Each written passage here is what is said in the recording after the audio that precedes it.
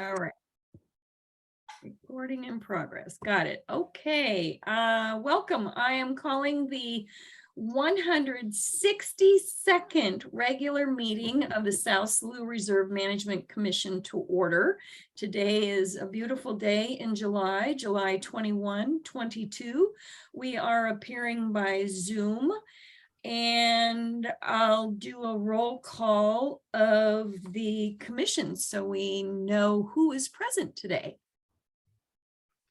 It might be easier for me just to ask who's present.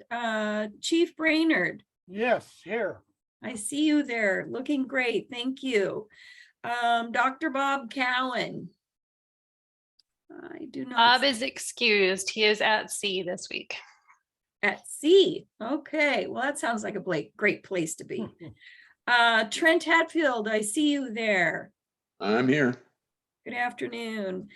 John Burns with the Present. board. Hi, John. And John Sweet, our county. I'm here. Good to see you. Thank you. Maya Watts.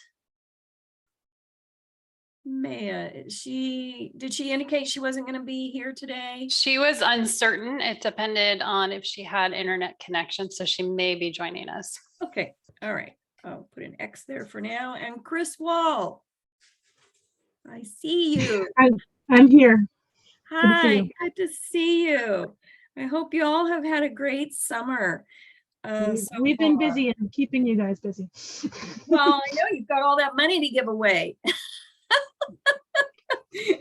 And we have a lot of projects.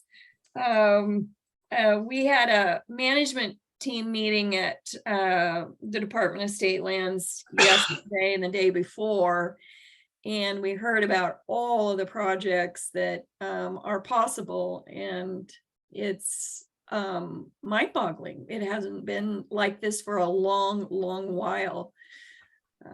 So we're really excited. Yeah, so are we. Yep. It's a good problem to have. I'm sure Foss is all excited too, because they're such good friends of the South Slough. Let's go ahead and introduce the other folks who are on the line. Todd, tell us who you are and who you're with. You're muted, Todd. Well, it's a good thing you know who I am. So this is Todd, Vice President, Secretary, Treasurer of Friends of the South Slough. Is Christine going to join us today? Or are you Negative. She's got the Oregon Coast Music Festival driving her crazy this week. Oh, yeah. Oh my gosh, that's such a big deal. Okay. I see Jean. Yeah, I'm Secretary of the Friends of South Slough. Oh, so nice to meet you. I don't think Nice to meet you. Before. Okay, and then I'm just going to go across my screen. Sophie. I'm the Estuary Explorers and AmeriCorps educator at the South Slough. Oh, great. Great to see you. Tahani? Or did I pronounce that wrong? No, that's correct. Hi, I'm Tihani. I'm a NOAA EPP MSI scholar, and this summer I'm working with Alice at the South Slough. Oh, nice. Well, Alice's report is humongous for the Wasson Creek watershed. So she's going to need a lot of help. Jenny. Hey, good afternoon. I'm Jenny Schmidt. I'm the Watershed Monitoring Coordinator. I just got back from the field, so I feel a little discombobulated, but here I am. Hey, good to see you. Yeah. Jamie. Hey everyone, I'm Jamie Bellinger. I'm the Education Coordinator at the South Slough. And it looks like you are at the South Slough. That's a lie. It's a trick. I'm at my house. That's your background. Okay, yeah. Well, there you go. Allie. And I know you're not at wherever that is. That looks like Crater Lake. Ireland, actually. Oh, Ireland. Well, that's a far cry from Crater Lake, but okay. Hi, I'm Allie Helms, the Eastern Monitoring Coordinator at South Slough. Thank you, Allie. Good to see you. Marin. Hi, sorry, my camera isn't working. I'm Marin. I'm working under Alice this summer, similar to Tahani, and I am a NOAA hauling scholar. Oh, wow, that's impressive. Good for you. That's awesome. Alice, you've got all these young people working for you. I do. I'm Alice Yates. I'm the stewardship coordinator, and you'll hear more from me later today if my voice holds out. Okay. Yeah, you've got a great group working for you and a lot of work ahead. Kathy, can you say hello? Hello. And tell us who you are and who you I'm represent administrative assistant. at the South Slough. Great. Yeah. And Kathy does all of our fabulous minutes and our notebooks. So lots of appreciation goes out to you. And this thing was so big this time, I noticed it came in a 3-ring binder instead of our usual. Thank you, Kathy. All right, well, we'll go into our next item of business on the agenda. Well, first of all, I think we're going to adopt the agenda. We should always do that. See if there's any changes. So I'll take a motion to adopt the agenda. Motion to adopt. All right, a motion is made by Chief Brainerd. Is there any discussion, any additions to that agenda? Oh, I need a second. I'll second. Okay, who was that? John Burns? Okay, Yes. now, is there any additions or discussion of the agenda? I temporarily forgot my Robert's Rules of Order, but it's back in my head now. All right, no discussion. So all those in favor of adopting the agenda as put before you, say aye. Aye. Aye. Opposed? Okay, and I've actually got a gavel. That agenda has been adopted. So the next item is a review of the meeting minutes. I'm certain that you've all read through the minutes. I read through them and actually chatted with Ms. Yadnock before the meeting, and so she will update us in a bit here on some of those outstanding items that we expected to hear back from. So at this time, I'll take a motion to approve the minutes of the March 17, 2022 meeting. This is John Sweet. I move we approve the minutes. All right, there's a motion and a second. Second. Second. Second by the chief first. All those in favor say aye. Aye. Aye. Opposed? All right, motion carries. Thank you. Ms. Yadnock, do we have anyone here for public input today? We do not. All right. I'm certain that we'll see lots of public input at the land board meeting next month that is being hosted by the South Slough. All right, so we'll go into old business. Ms. Yadnock, you want to take it away and bring us up to date on things? Sure. I had 2 updates under old business related to land acquisitions. And so I will just share those. They're not long, so I just was going to do a verbal update. The first is an update on the property acquisition at the entrance of the visitor center. So as you know, we've been working to purchase a 0.56 acre parcel at the entrance to our reserve visitor center. You all approved the purchase of this privately owned property in 2019. And then we worked for quite some time to establish an agreement with the seller that was mutually agreed upon. In January of 2022, we signed that agreement that gave us, that secured the option for us to purchase the property by October of this year. So since our last meeting in March, the land board approved the final purchase of this property in April at their meeting. And we've just been working with the title company back and forth, providing all the required documentation to keep moving forward. I'm feeling confident that we are nearing the finish line for this project. And again, I do want to note that the Friends of South Slough are generously providing $40,000 for this purchase. And so we're very grateful to them for that. And my hope is that in November, I will be sharing the final, report out that we have purchased and retained ownership of the property. Any questions about that before I move to the second piece of property? Okay, thumbs up. The other property I wanted to update you on is called the Deal property. And in March, I also briefed you on this parcel and our discussions with Coos County regarding a potential purchase of this 54 acre parcel. The property is owned by Coos County and it's adjacent to the southern boundary of the reserve. We've been working with the Wild Rivers Land Trust on strategies for a grant proposal to fund the purchase. The first step, though, we determined is we needed an appraisal to find out what the value is. And the Wild Rivers Land Trust staff and our reserve staff partnered with the U.S. Fish and Wildlife Service, who generously provided funding for that appraisal. The appraisal was conducted in May, and the price came back, the valuation came back at $270,000. This is lower than the county's preferred sale price. So at this point, we're kind of looking into our next steps and how to work, continue negotiating and talking about a potential purchase.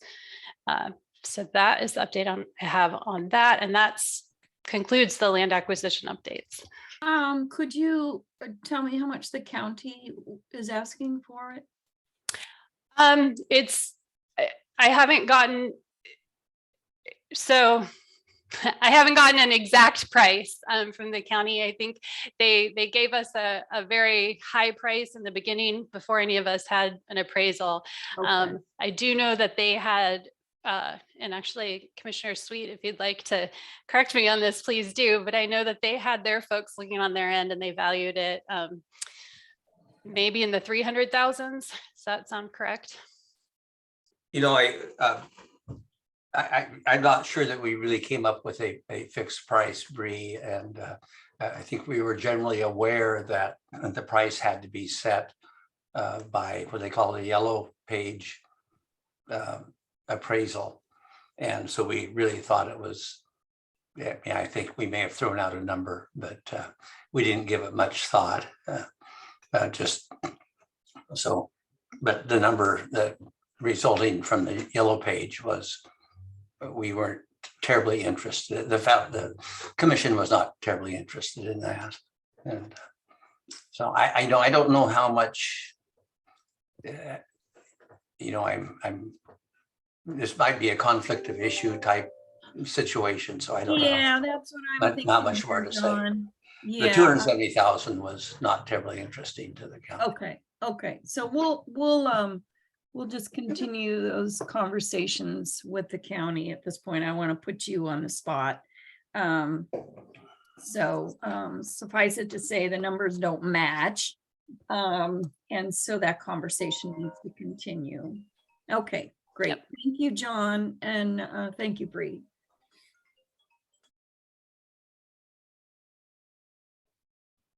If there are no other questions, I can move us into our first agenda item.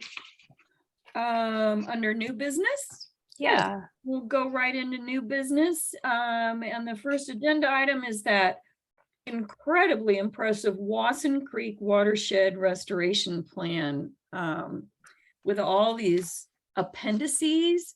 And this looks like a master's thesis. Alice, how long did it take you to write this? Way too long, but it wasn't just me. I started off with a robust document when I started the job, three and a half, 4 years ago.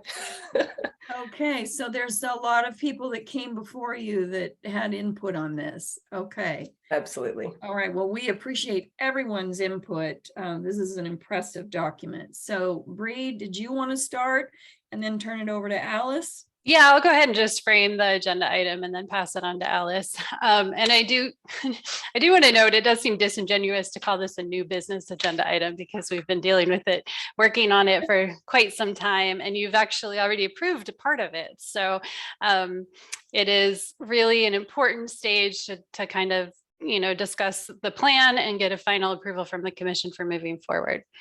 So the issue at hand with this agenda item is whether the Management Commission should approve the South Slough Reserve's Wasson Creek Watershed Restoration Plan and the associated appendices A, B, C, and F as they're written and will be presented to you today. In summary, the Wasson Creek Watershed is a 525 acre watershed in the reserve's management. It has the potential to provide important habitat to numerous rare species, including marbled murrelets, coho salmon, steelhead, lamprey. However, it has a long history of human use, mainly timber harvest and agricultural pursuits that have resulted in simplified constructed ditches, a disconnected floodplain, and it has become dominated by invasive species.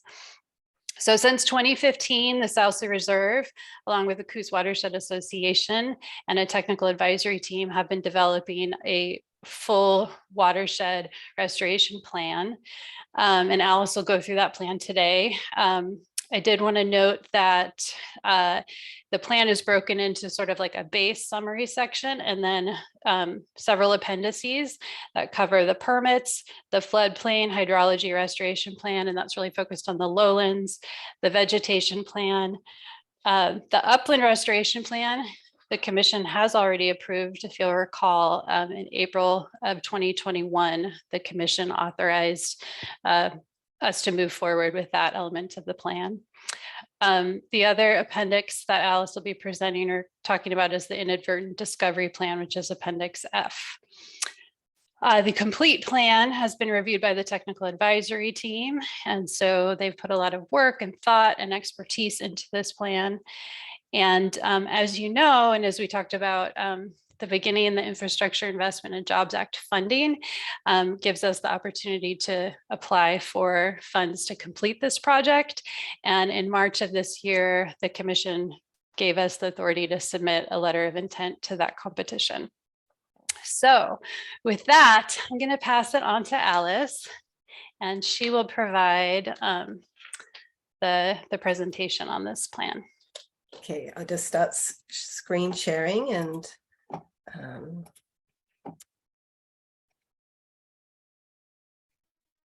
can you see the proper presentation there?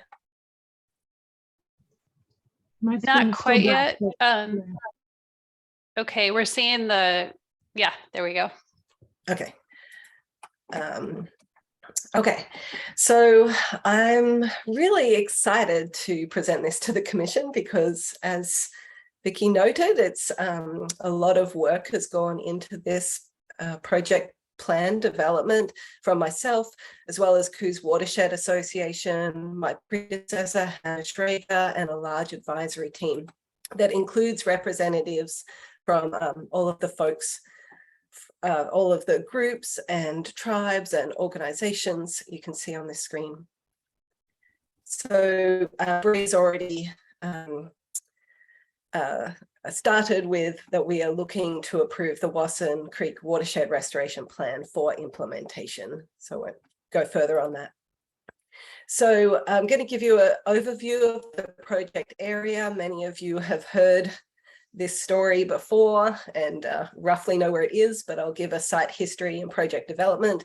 I'll go over what the plan is and some methods and techniques that we're using or propose to use for restoration, the next steps and funding, and then leave time for questions at the end.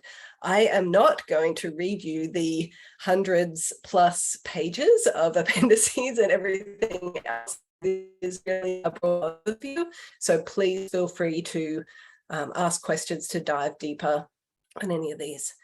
So as Bree mentioned, the Wasson Creek project area is in the South Slough watershed. It's on the southern western boundary here in the orange, and then a highlight of the watershed with the yellow project area boundary on the left. So a little bit on the site history and project development, because it has been a long time coming. So in the 1900s, this area was heavily impacted. Timber harvesting and agriculture severely altered the ecological function of this area. And this was largely through agriculture of the floodplains, where constructed ditches were diverted the stream. So in 1974, the eastern side of the basin was included in the reserve as it was established at the time. And in 2012, the west side acquired by the reserve. And this was largely because of it being a priority restoration area. Hey, Alice. Yes. Sorry, your voice is breaking up a little bit. You might turn your camera off and just preserve the bandwidth if that works. Sure. Thanks.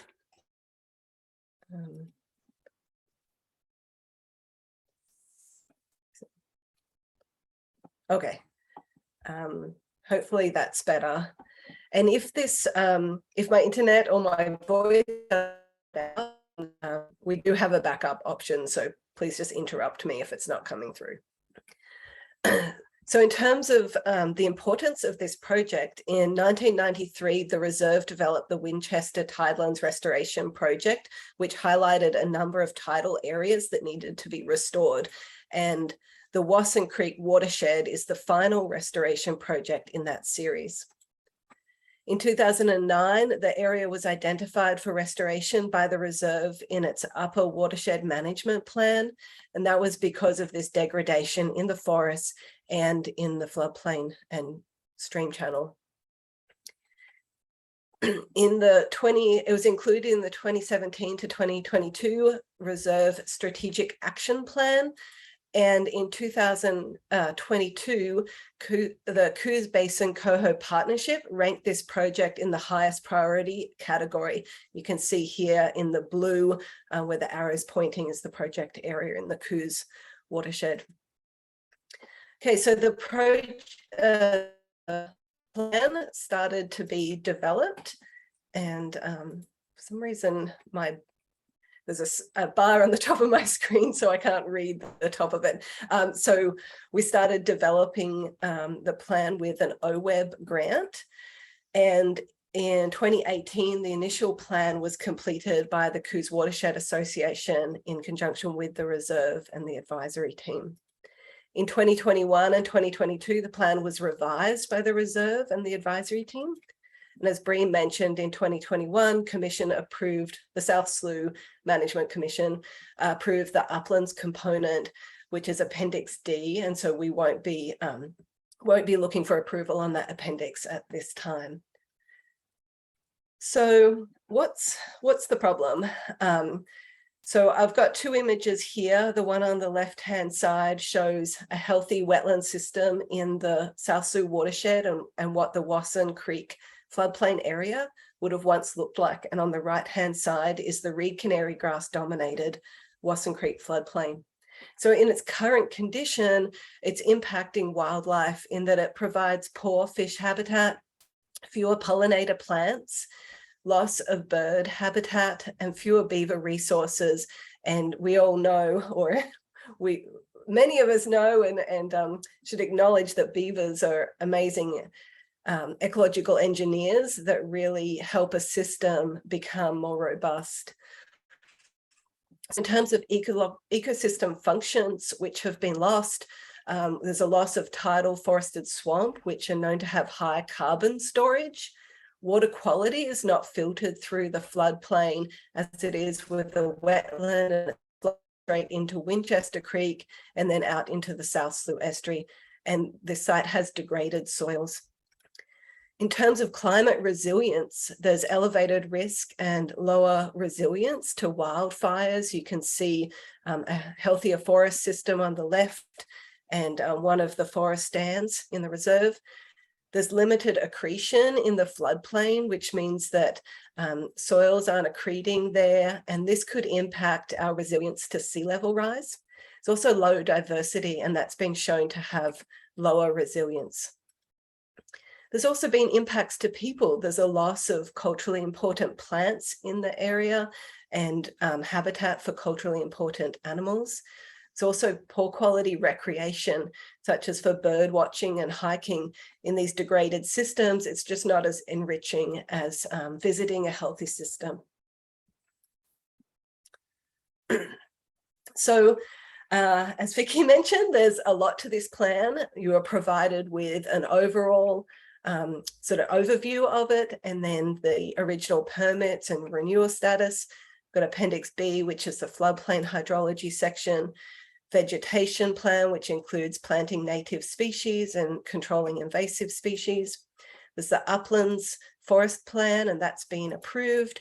And then archaeological inadvertent discovery plan, I'm not going to go through these appendices individually. I just want to give you an overall view of what kind of restoration actions we'll be taking as part of this plan. And I also won't come back to the inadvertent discovery plan. I just wanted to note that this is a process that we would follow and our restoration practitioners would follow if we were to discover a historic resource or archaeological find as part of the project. So I'm mainly going to focus on this overview and then the hydrology components. Due to different site conditions in terms of hydrology, the existing plant community, potential for unearthing cultural resources, accessibility to machinery, there's different management actions, restoration techniques that will be implemented in different parts of the valley. But I won't go into these individually. I just want you to know that this summary, I'll give you an overview of what actions we'll take, but not specifically where they'll be taken. There will be some differences depending on the location. So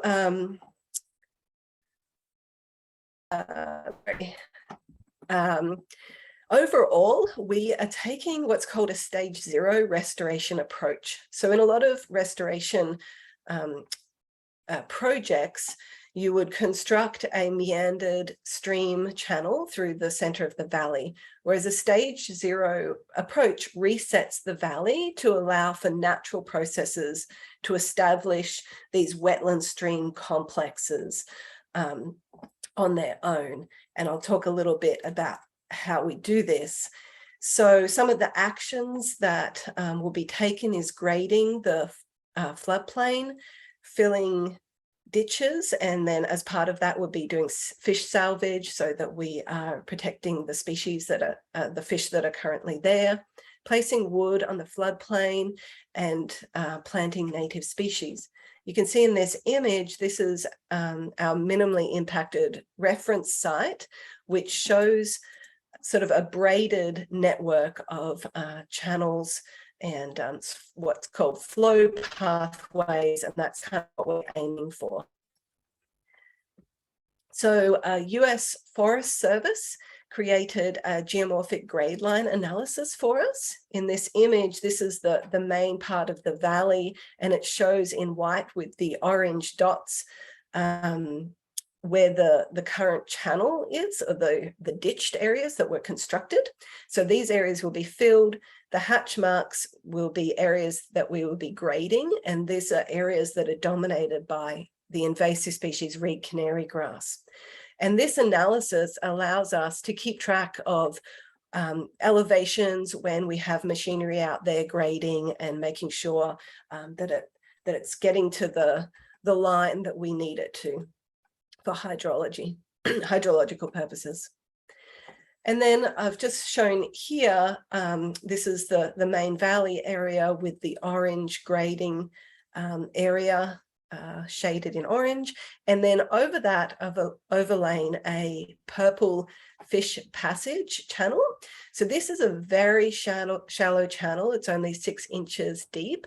And this has been recommended so that we can allow for fish passage to continue as these different flow pathways develop.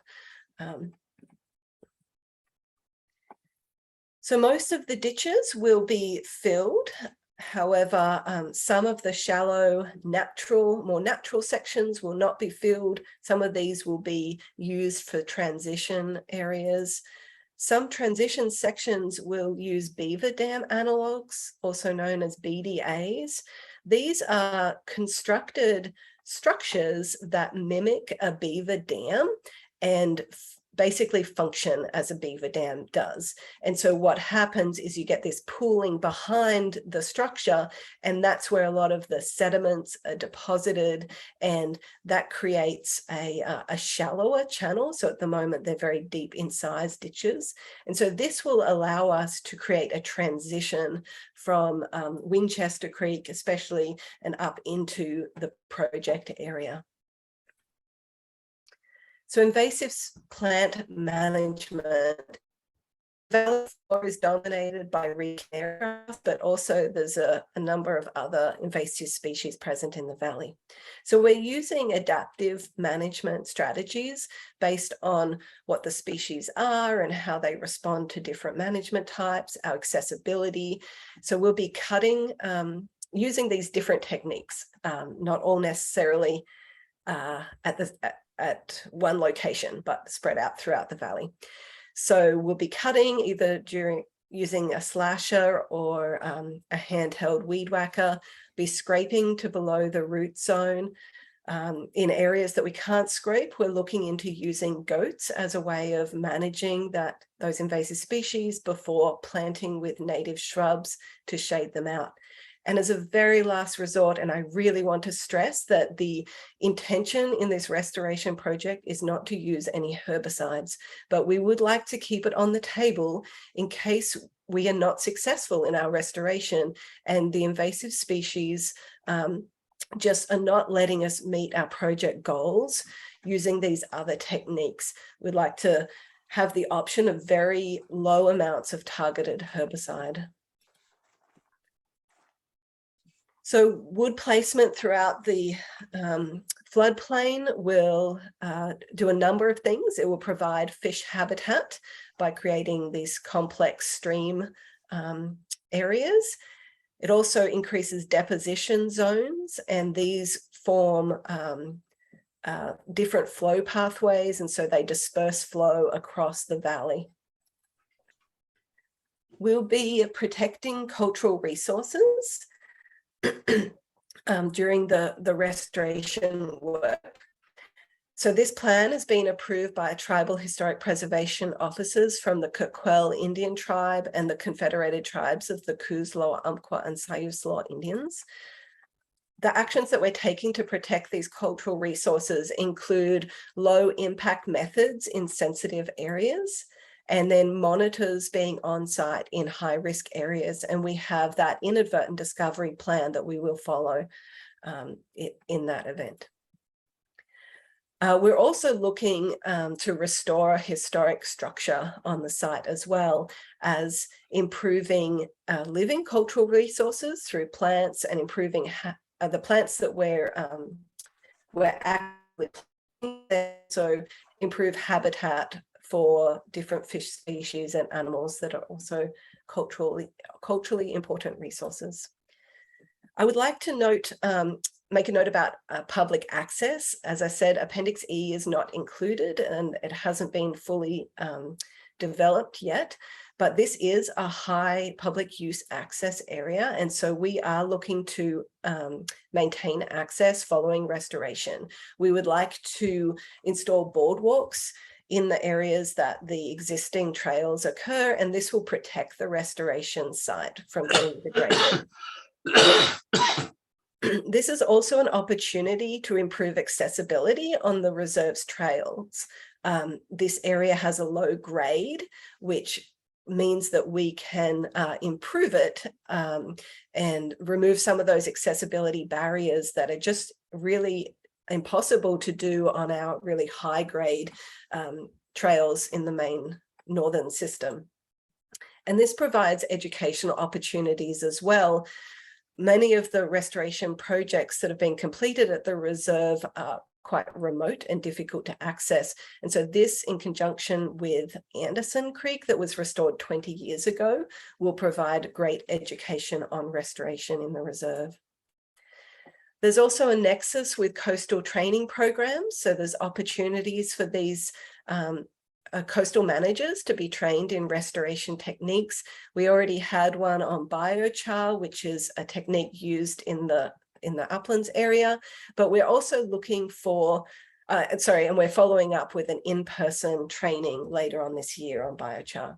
We're also looking to get experts in on beaver dam analogues. This is a technique that's not really used in restoration projects in this area. And so we hope to provide some of that training to our restoration practitioners. There's also opportunities for research Some of them include comparing different restoration techniques. As I said, this is a method that is different from Anderson Creek that was restored 20 years ago and other areas in the reserve. So we can look at those different techniques.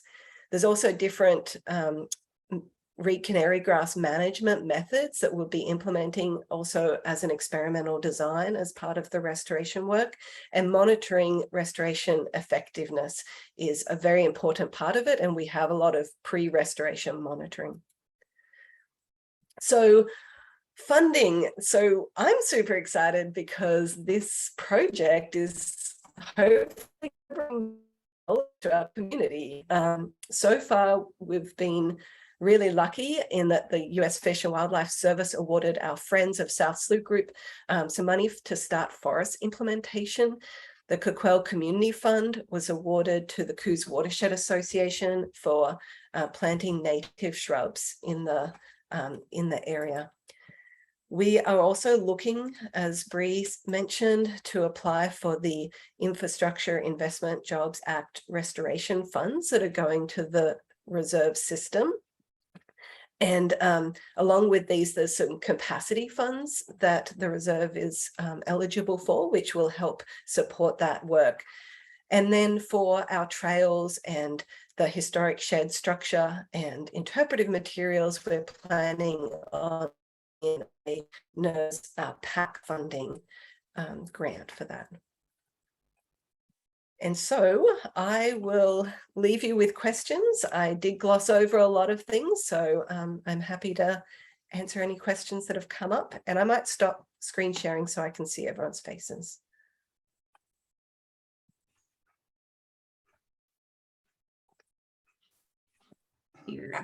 Alice, this is John Sweet. It sounds like a wonderful project. What a fascinating what you have contemplated.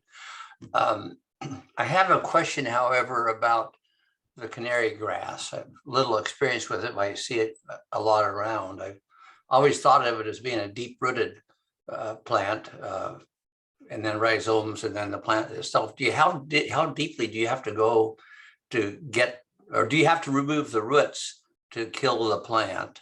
Yeah, that's and if so, how deeply do you have to go? And then what do you do with the scrapings?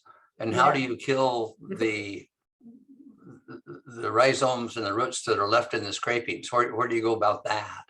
Yeah, excellent question. And obviously you've had a lot of experience with this plant. We have been working a lot with other restoration practitioners that have used this method and done site visits for areas where the scraping has occurred.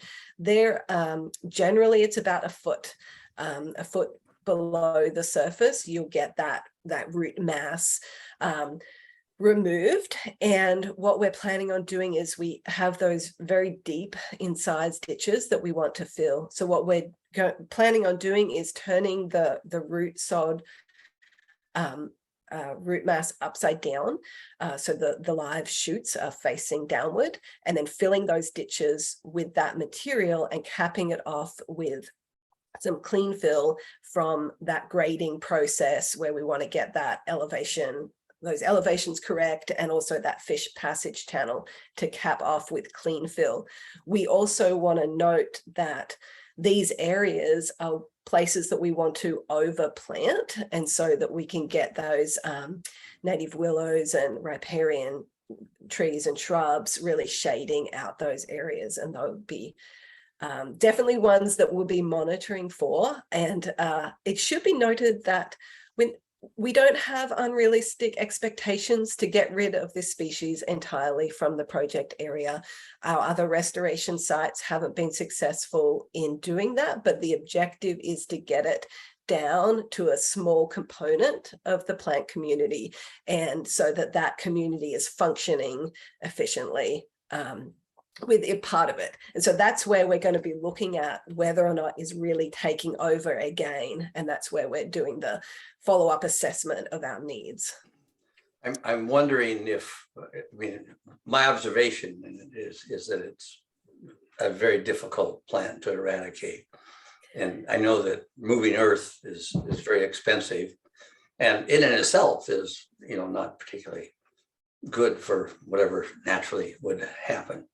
I wonder if we ought to test run that type of thing first to see if we can get some cost estimates and perhaps some kill estimates of disposing of the scrapings and before we go full bore. I would say that this technique is pretty common in restoration projects in the area. So the 5 Mile Bell restoration work that Paul Burns is in charge of, US Forest Service, they've used this technique. They've filled in ditches just like we're proposing to do in this method, and they have found that those ditches aren't subsiding too much, and those are the areas that they're monitoring as well. And they're finding that in general, this is pretty effective management of the whole system, with that expectation we're not eradicating it. Comforting to know we're not inventing that. No. Thank you so much. And actually, having looked into that. Yeah, and we have good cost estimates for that as well, based on recent work. And also the Anderson work in the drainage over from us had reed canary grass dominated, and it used a similar technique. And it's been. Thank you. Thanks. It sounds a little like morning glory. I have had morning glory in my garden for the 35 plus years we've lived here. And I thought I eradicated it, and I still get it. And it drives me crazy. So John, I see what you mean about this canary grass. I have some beautiful morning glory. I'll send you some shoots so in case you're running shy. No. You know, it's really in my raspberry bed, which is terrible because it wraps itself around my raspberries, and it's really hard to manage. But Alice, this is my question is, this is a 525 acre piece of ground. How are you restoring it piece by piece? Are you doing it section by section? Is the intent to restore all 525 acres? I mean, this is a lifelong project. Yeah, so I should note that most of that is in the forested upland area. So there's around 22 acres in the lowlands floodplain restoration component. And so we started off with those US Fish and Wildlife Service funds through FOSS, and we've completed 45 acres in the uplands this year. And the intention is, if we get funding to do the full watershed, that is a 3-year project with a 1 year of monitoring, as I believe it. And so my intention, or the timeline that is included, I should say, in the plan, looks at getting that forest work up and running as soon as possible, and getting that going in the first year. And then the valley re-scraping, earth moving work, reed canary grass, grading and filling ditches, and all of that heavy lifting stuff for the lowlands component. I have been assured by restoration practitioners that have done this a number of times that will be done in a single season during the in-water work period, when we'll be reconnecting all of the streams back to the floodplain. And then that winter we'll be planting with native plants. And so the way that I have it set up is, for that first year for the lowlands, we'll be getting those contracts ready, lined up, getting all of that prep work done, getting started on the forest, which is a whole different crew, a whole different contract team, can be working independently. And then we'll be focusing on the lowlands in the second year, and then moving forward from there. So it sounds like you'll be a project manager for quite some time. It sounds like I'm going to have a good, fun 3 years, right? It does. It does. Don't go looking for other work, because we're going to need you to stay focused. This is, for me, your presentation and what I read has shown that this is an incredible project. This is going to have substantial benefits to both terrestrial and water habitat. And I just think it's going to be a great example of how we can restore abused lands, and these lands were abused over time just because they were used for various purposes. And, not everyone really thought about restoration back in the 1900s and earlier. So it will be great to restore that. And I noticed that lamprey is on the list of restoration species. So Chief, I think the tribes are going to be very excited about that, and the steelhead and the salmon. I got one question though. I look at the list of permits and consults that you've done through there, and I go down through there and it says Coquille tribe. Not once did you list that the Coos tribe had anything to do with this. Only during your presentation, you said that you did, but this is Aboriginal territory for the Coos. And I think it's really important that if you did consult with them, you should list it, and it should be listed here so that we know that you have, spoken with everybody on this, not just it's not Coquille land, it's Coos land. And I'm glad that the Coquilles are interested, because I know they have great importance for the Wasson family, came out of that canyon, but it's still Coos land. That is a really wonderful addition, and thank you for pointing that out. There is mention in the overall plan in terms of project development to have Confederated Tribes of Coos, Umpqua, and Sayur Indians, huge contributors. For the permits section for the appendices, these were actually done before I came on board, and there will be letters that have these will be updated, I should say. And so part of that appendix is, updating these permits and these documents. And I would love to give a great shout out. John Schaefer and Ashley Russell have been huge contributors to the project design and the planting plans. And we've talked about getting plants, and they've been helping a lot with my intern this summer, who's looking at where we should be planting beaked hazel and beargrass and other species in the uplands. And John and Ashley have been absolutely incredible. And I deeply apologize if that didn't come across in the plan as being. After I looked at it, I couldn't see that there was any credit to it at all. If I can jump in here, because I was here at the initial stages before Alice was here, and I am looking at that table that you're referring to, Chief. As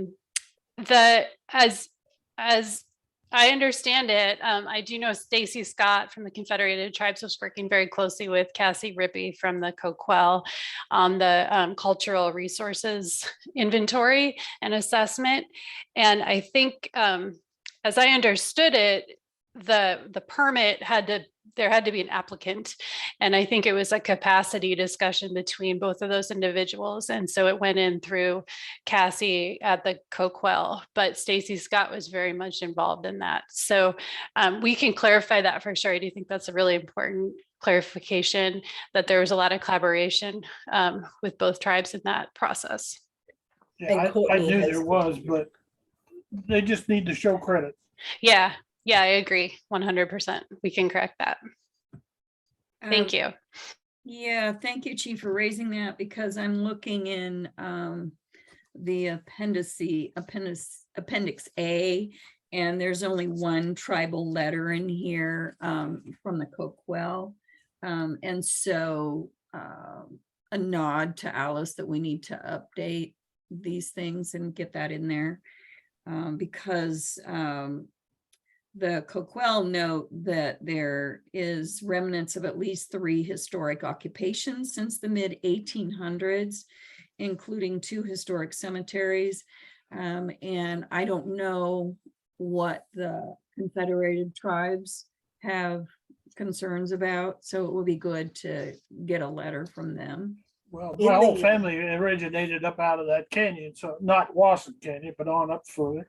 So, Uh-huh. and there is a family graveyard down there, down close to Charleston, but And that's why, Alice, there's an agreement for the tribal resources and to have a cultural monitor on site. Who's going to supply the cultural monitor? Will both tribes or 3 tribes have a cultural monitor there? Yeah, so both Courtney from CT Clusie and Cassie from Coquel have been in communication with me about who they will get, and they will mutually agree upon and work that out based on the time commitment that is needed and making sure that, you know, everyone's happy with who's on site. Is the Siletz going to have a monitor on site or just be kept informed? At this stage, I've heard that they're just interested in being kept informed Okay. and would like to keep informed about the process and any inadvertent discoveries. Okay. And, you know, in the core part of the plan, I believe it talks about development of a cultural resource survey and document that is not shared here because it's confidential. Sure. And that both the Coquel tribe and CT Clusie worked on that, but it was the Coquel tribe that ultimately wrote the document, but it was Is there, I understand that's all confidential and it should be. How, I'm concerned, how are we going to protect the cemeteries and the family cemeteries that inevitably you'll run into because they're there? And how do we keep them away from the public and not identify them as cemeteries? Yeah, well, that's where Courtney and Cassie will play key roles, and where the inadvertent discovery, you know, it walks through. You do not talk to the press. You do not tell the public. You do not call 911. We have a list of people that, you know, we are authorized to inform, and that includes Siletz as well as the other 2 tribes we're talking about. Okay, these are the same issues we're concerned about in the Elliott State Forest, because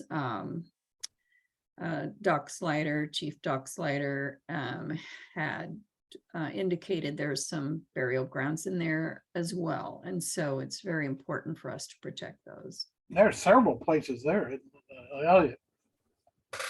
Yeah, your family didn't come from the Elliott area. No. But I know Doc Slider's family did. Yeah. Okay. All right. Any other questions? This is just an amazing project, an amazing report. Alice, really appreciate your team's efforts on this, and I expect that every management commission meeting that we have, we're going to get some kind of an update about how you're progressing. So thank you so much. Director Walker, if I may, I just want to follow up also on that question about protecting the cultural resources during work. If you'll remember, and it was a while ago, but in the upland plan that Alice presented previously, there are units that are identified with priority levels. And a lot of the work to deciding those priority levels and the treatments in those levels was based on the cultural resources survey. And so that information was used to create the actual work plan to avoid those sensitive areas. And that's the case for the lowlands area as well. Yes, thank you. Yeah. Oh, that's really good to hear. Okay, well, we have an action here that we need to take. The recommendation presented to us is that the South Slough Reserve recommends the commission approve the Wasson Creek Watershed Restoration Plan and appendices A, B, C, and F for implementation pending required permit approvals and acquisition of grant funding. So would someone on the commission like to make a motion to that effect? I'd like to make a motion to proceed with the Wasson Creek Watershed Project. Okay, is there a second? Thank you, Chief. Trent raised his hand for a second. Any discussion about that? Well, I just want to mention that Alice will be revising some of these appendices as we go along. This is not a static document, as all of these things should never be static because we learn as we go along, but this is a great roadmap to get us started. So really tremendously appreciate it. Any other discussion? All right, well, all those. Vicky, I do, John, I'm gonna vote for it, but I'm just trying to get my head wrapped around, and I know we've had other people have had experience with canary grass removal by the method we're contemplating. But if all 22 acres are covered with canary grass, that's very nearly 1 million square feet of ground. And we're going to dig that down 1 feet. That's 1 million cubic feet or 35,000 cubic yards.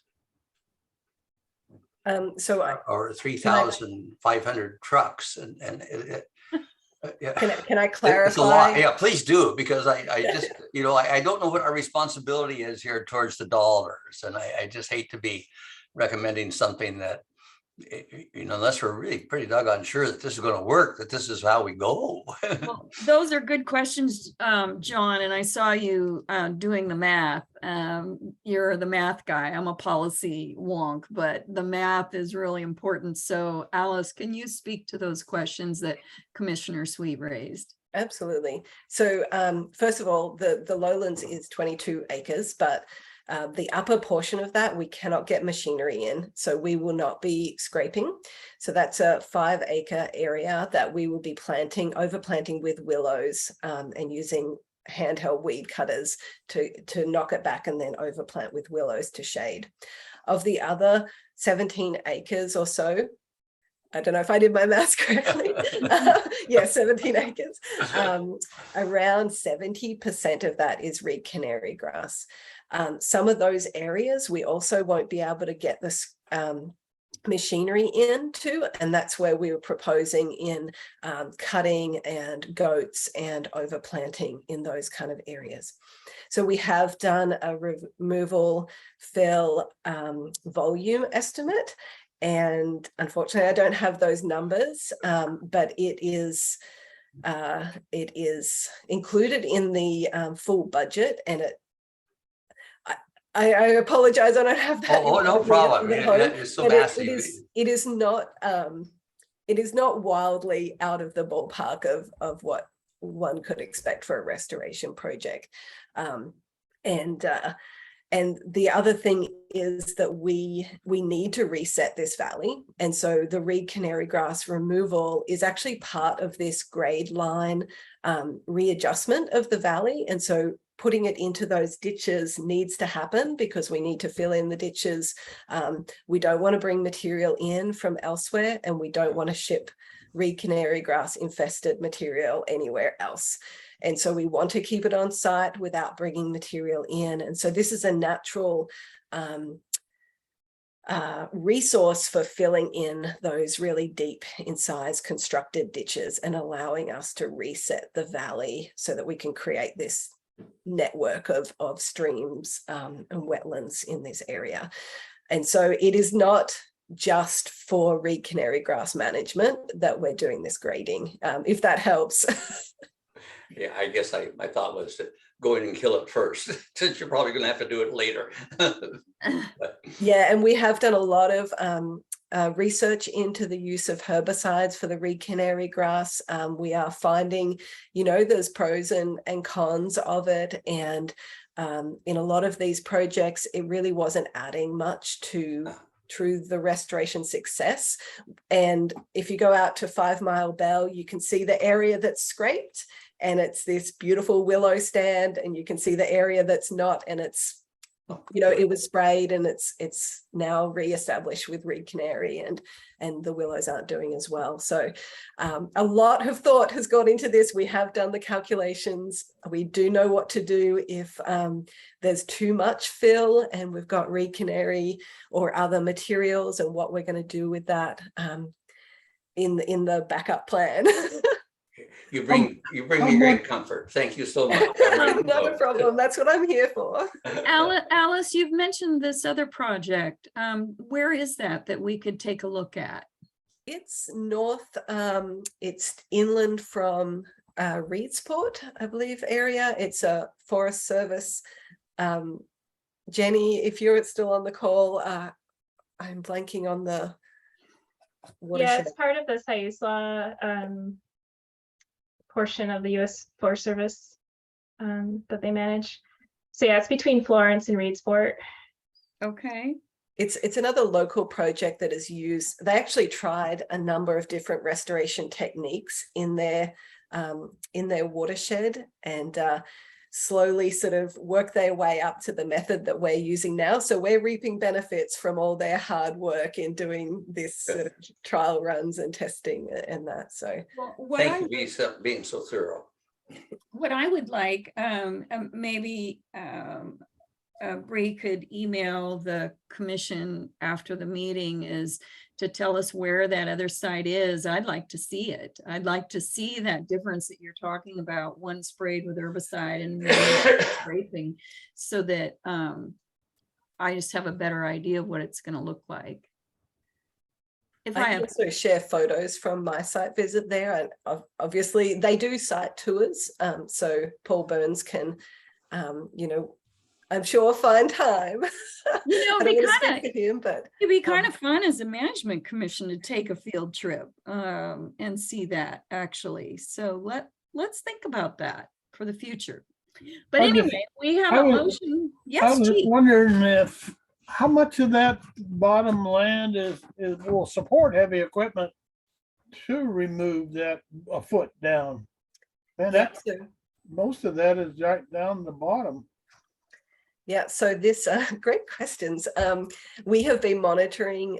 Jenny has done a robust pre-restoration monitoring of this area, where we have groundwater data, and it dries out in the summer. So because of that disconnection with the stream, it is very dry, and that is where all these different zones and different restoration techniques come into play. Are the areas that we can and we can't get those machinery in there. And that's why we have this sort of complex adaptive management kind of strategy going on here to account for that. I can just see a D8 cat sinking slowly into the Well, that would be a sight to see. Let's hope no, it would not. Let's hope that doesn't happen. All right. Well, any further questions? We do have a motion on the table to accept the recommendation of the South Slough Reserve to move forward with the Wasson Creek Watershed Restoration Plan. Hearing no other discussion, all those in favor of that motion, please say aye. Aye. Any opposed? All right. We have a plan.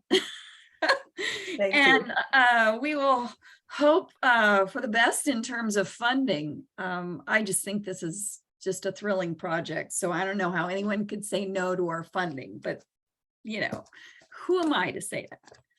All right. Well, thank you so much. Really appreciate the presentation on that today. We have item number 2 under new business, an AmeriCorps experience, a presentation by Sophie Relitz. Is that how you pronounce your last name, Sophie? It's Relitz. Relitz. Okay. Well, thank you so much. The floor is yours. Right. Well, I put together a little presentation, so I'll go ahead and share that with you guys. So my name is Sophie Relitz. I am the Estuary Explorers AmeriCorps educator here, and I just wanted to give a little recap of my 11 months here and what I've been up to. So a little bit about me. I am from Ohio. I moved here from Ohio. I grew up in Cleveland, and that's where I sort of started my environmental education experience. I worked at the Cleveland Metro Park Zoo, or I volunteered at the Cleveland Metro Park Zoo in high school. And I was on the zoo crew, and I did,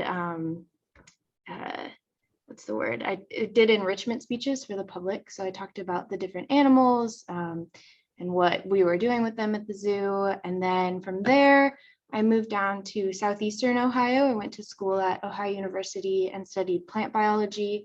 And there I was connected with a professor who was the director of a camp called Rising Appalachia. It was a science, nature-based education camp. And that was where I really learned how much I love teaching environmental education.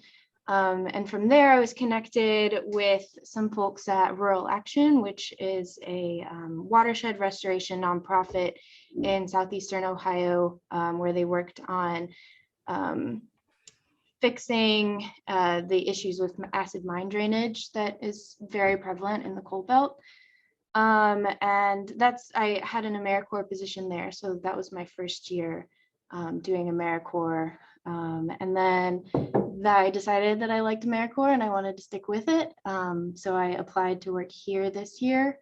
And I restarted or re-implemented the Estuary Explorers program here at the South Slough. And after this, I plan on staying in the area. I got a job at Sunset Bay where I will be teaching about tide pools. So I wanted to talk a little bit about my experience with AmeriCorps. Like I said, my first term was in Appalachia. It was very different from my current experience. When I started there, it was peak COVID, so 2020, 2021.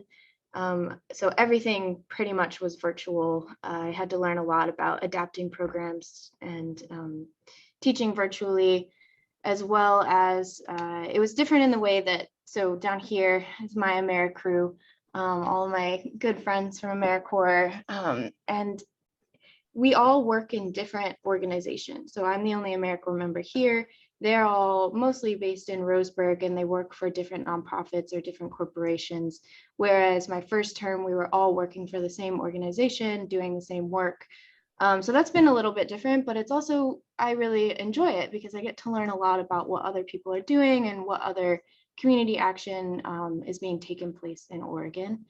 They've taken us on lots of different fun service projects. So this was my first service project with UCAN.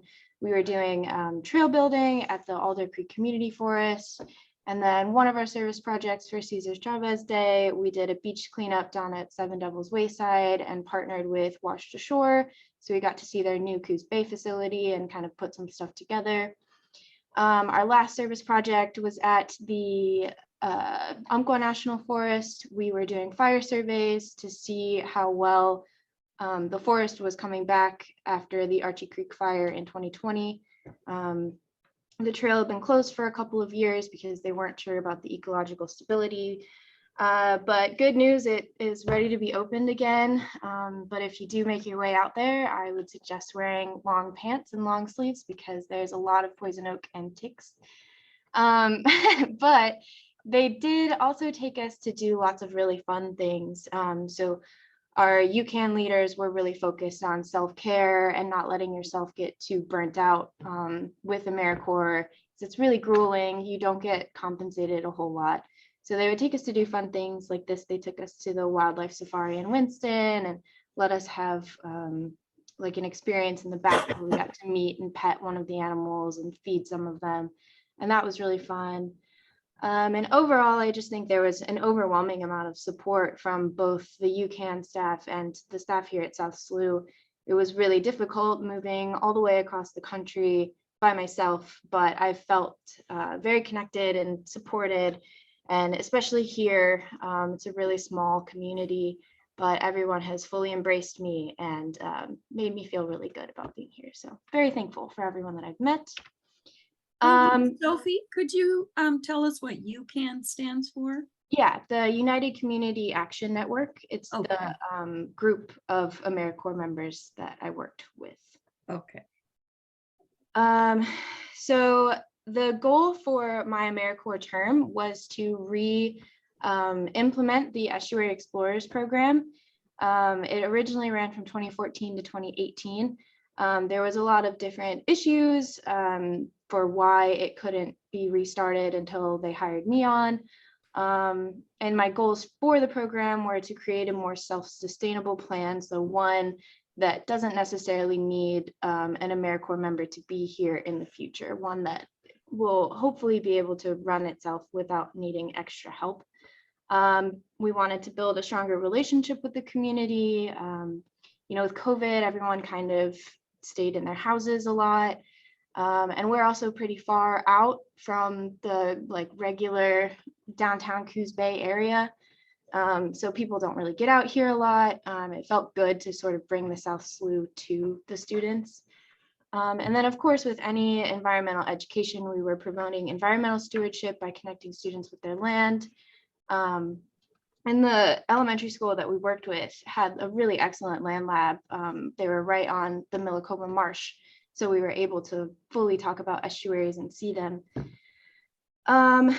And then the original program, there wasn't a lot for me to go off of. I kind of had to develop my own program. And from what I could see, it seemed like a lot of the focus was on the science itself and not as much on the outdoor education aspect of it. So I really wanted to get kids outside and experiencing nature and building those connections.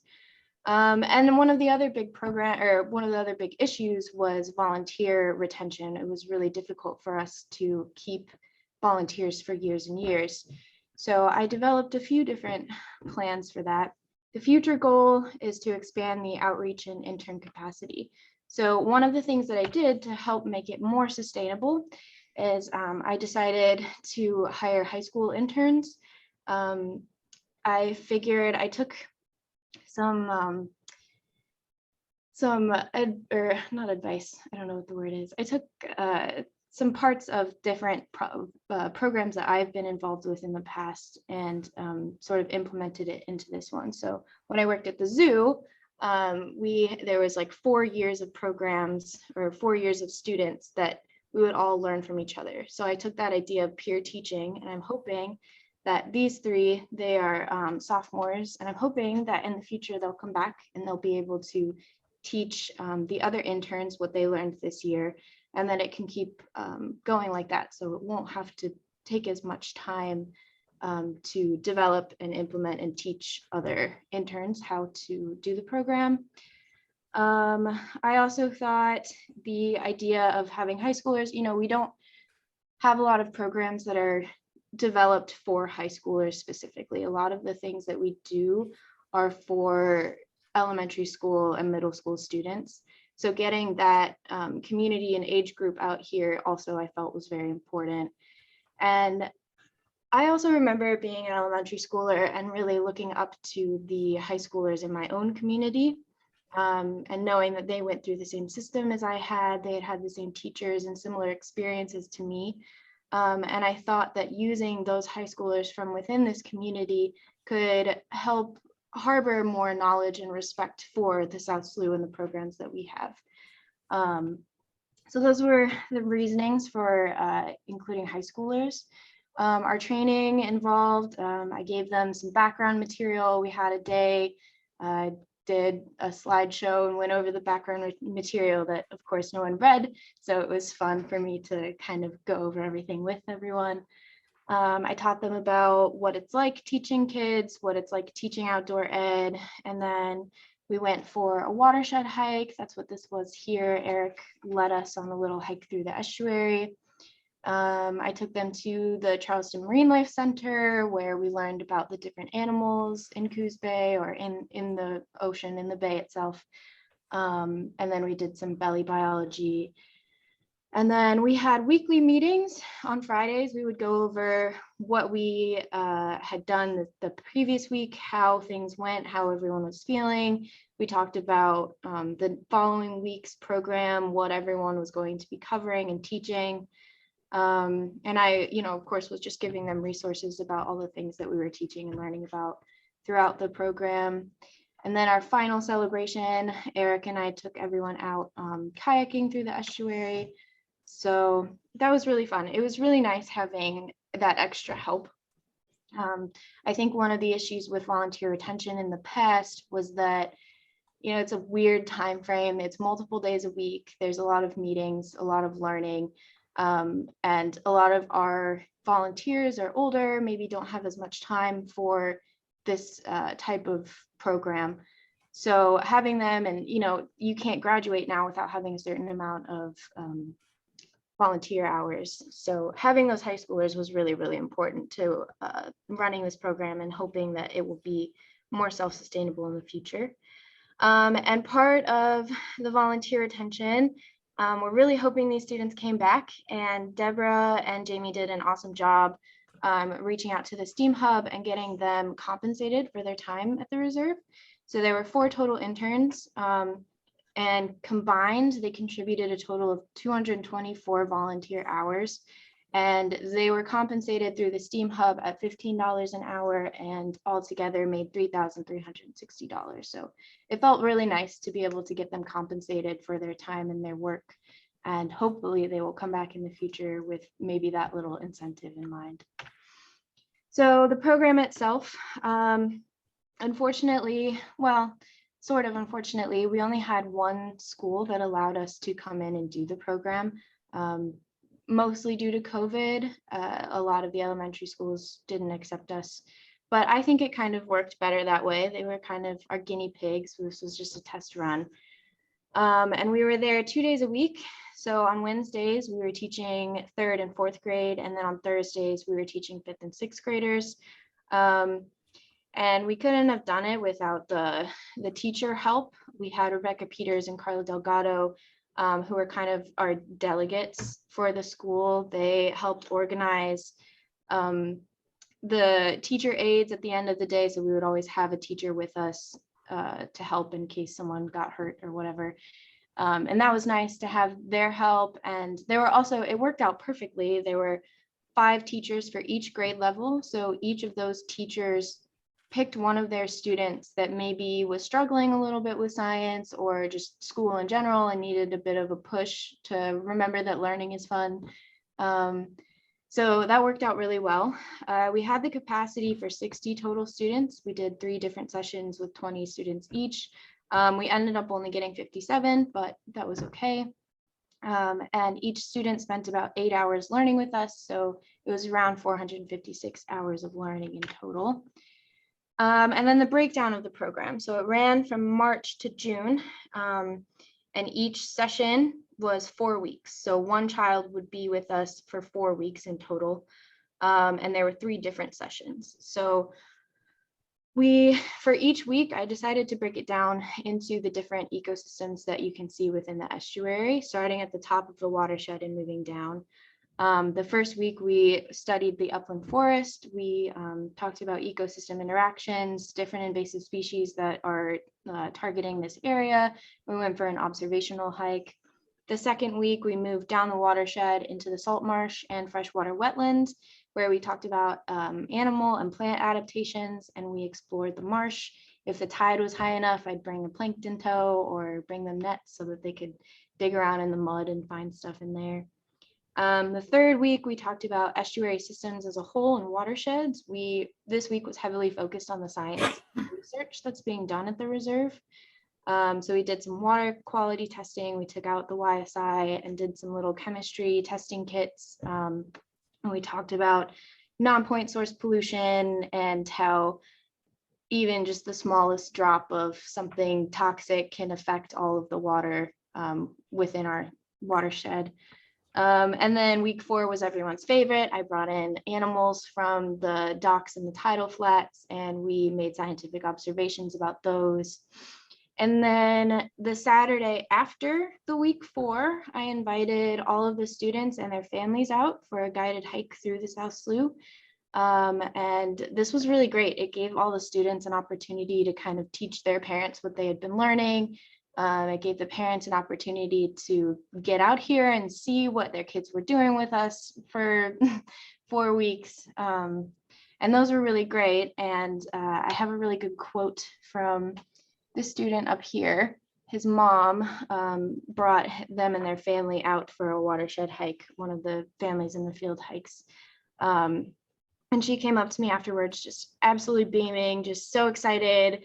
And she said that he was the type of child that when he got home from school, he would just go to his room, lock himself in there, watch YouTube videos and play video games, and didn't really enjoy outside. He gets really nervous around bugs and different creatures in outside. So he was not very comfortable being outside. But after this particular day, he came home just like covered in mud and just like smiling from ear to ear, just so excited that he had been outside and excited to tell his mom about all the things he had learned about. And I just love hearing those kinds of stories, that this program did have an impact on some students, and we stretched some boundaries and got them more comfortable being outside. And this was that day that he came home covered in mud, and I'm over here yanking kids out of the mud because they got stuck in the marsh quite a few times. But yeah, that is all I have. Does anyone have any questions about the program or how things went? Well, Sophie, this was fantastic. Really, really enjoyed hearing about your experience. And Trent is our education representative on the commission. Trent, what do you think about all this?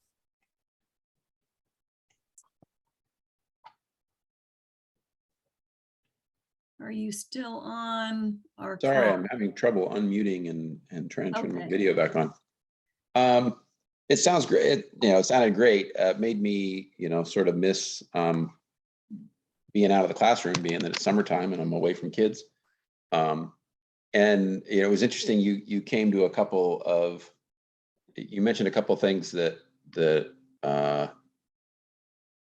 I thought, yeah, I realized that too. I guess I never really put it into words, but it is just so powerful to have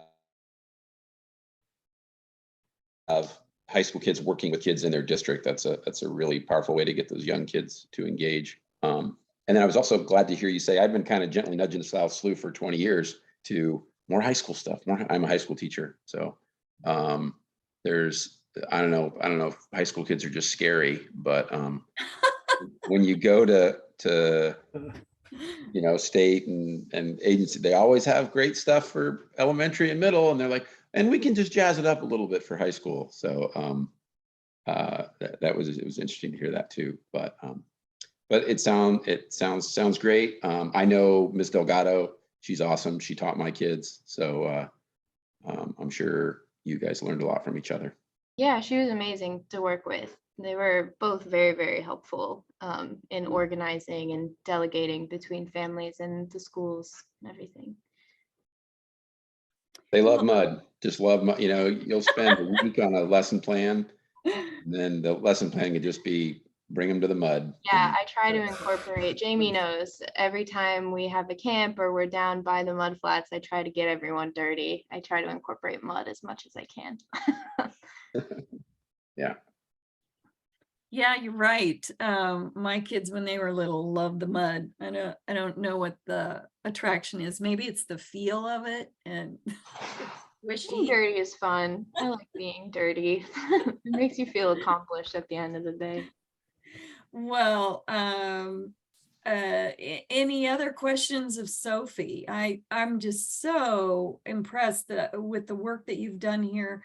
Really proud to have hosted you as an AmeriCorps volunteer. Bet your parents are proud of you leaving Ohio all by yourself and coming clear out west. I mean, that's a big deal. And now you're going to stay in the area. I didn't quite catch where you're going to be teaching. Sunset Bay State Park. Oh, right up the road. I'll be teaching yes, it about is. tide pools and things there. Well, that's great. I just have a couple comments, Vicky. So during the time frame that Sophie was here, I was supervising her, and I just have to, she has been absolutely wonderful for the last 10 months, I think it is, 10 and a half months, something like that. We had a delay of about 3 years for this program. So the last time we had an Estuary Explorer program was around 2018. So there was a big gap of, you know, community connections and all that stuff. So she came in to not a whole lot of stuff still being connected from the past when we had it, and really needed to dig deep and start over. And she did an awesome job, you know, connecting with the school system and making this something that the potential to keep it going long term, which is what our need is. I'm really thankful for Sophie, and I'm going to be really sad to see her go next month, but she's moving on to bigger and better things. So thank you, Sophie, for everything you've done for us. Yeah, thank you. And I see Bree has her hand up.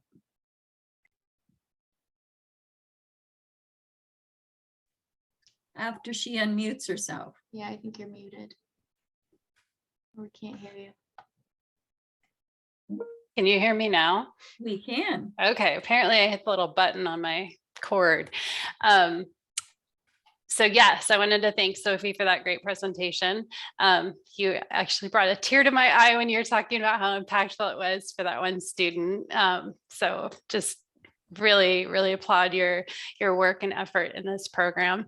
I am curious though, if any commissioners know what belly biology is, and if you want to share with them what that experience is.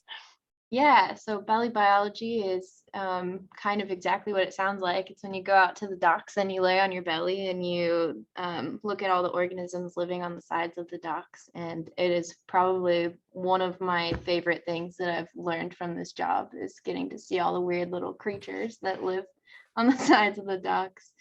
But yeah, that was really fun. It was really fun to take students out there too. I didn't know that had a name. I'm pretty sure I've done that just for fun, but I didn't know I could call it something formal. So thank you. Yeah, we need to put that in the lexicon now. Belly biology. I'll ask my grandchildren if they know what that means. The 6 and 8-year-olds, they might, but I doubt it. All right. Well, thank you so much, Sophie. We wish you all the best, and we've got you for another month. We're excited about that.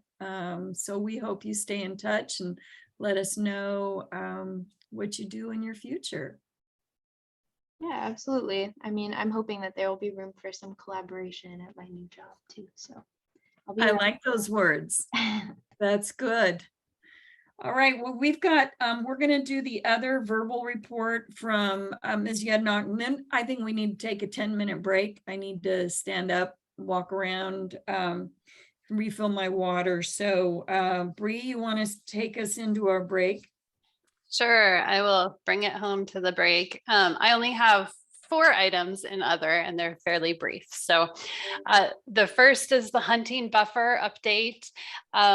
If you'll recall, in December of 2021, the commission tasked us with conducting outreach for a proposed hunting policy that prohibited hunting within 200 feet of private property adjacent to the reserve. In March, I shared with you all that we began work on this proposal, but we needed more time to thoroughly analyze it. And we also needed the assistance of a GIS analyst. And that position had been vacant for several months. So I'm happy to report that we have hired Jennifer Kirkland as our GIS specialist. She is not on the call today, but she jumped in on July 1 and really got right down to work on this project, and has been busy with analysis. And within a few weeks, Jennifer, Alice, and I met with Oregon Department of Fish and Wildlife District biologist, Stuart Love, and he provided some really valuable input and recommendations for us to consider.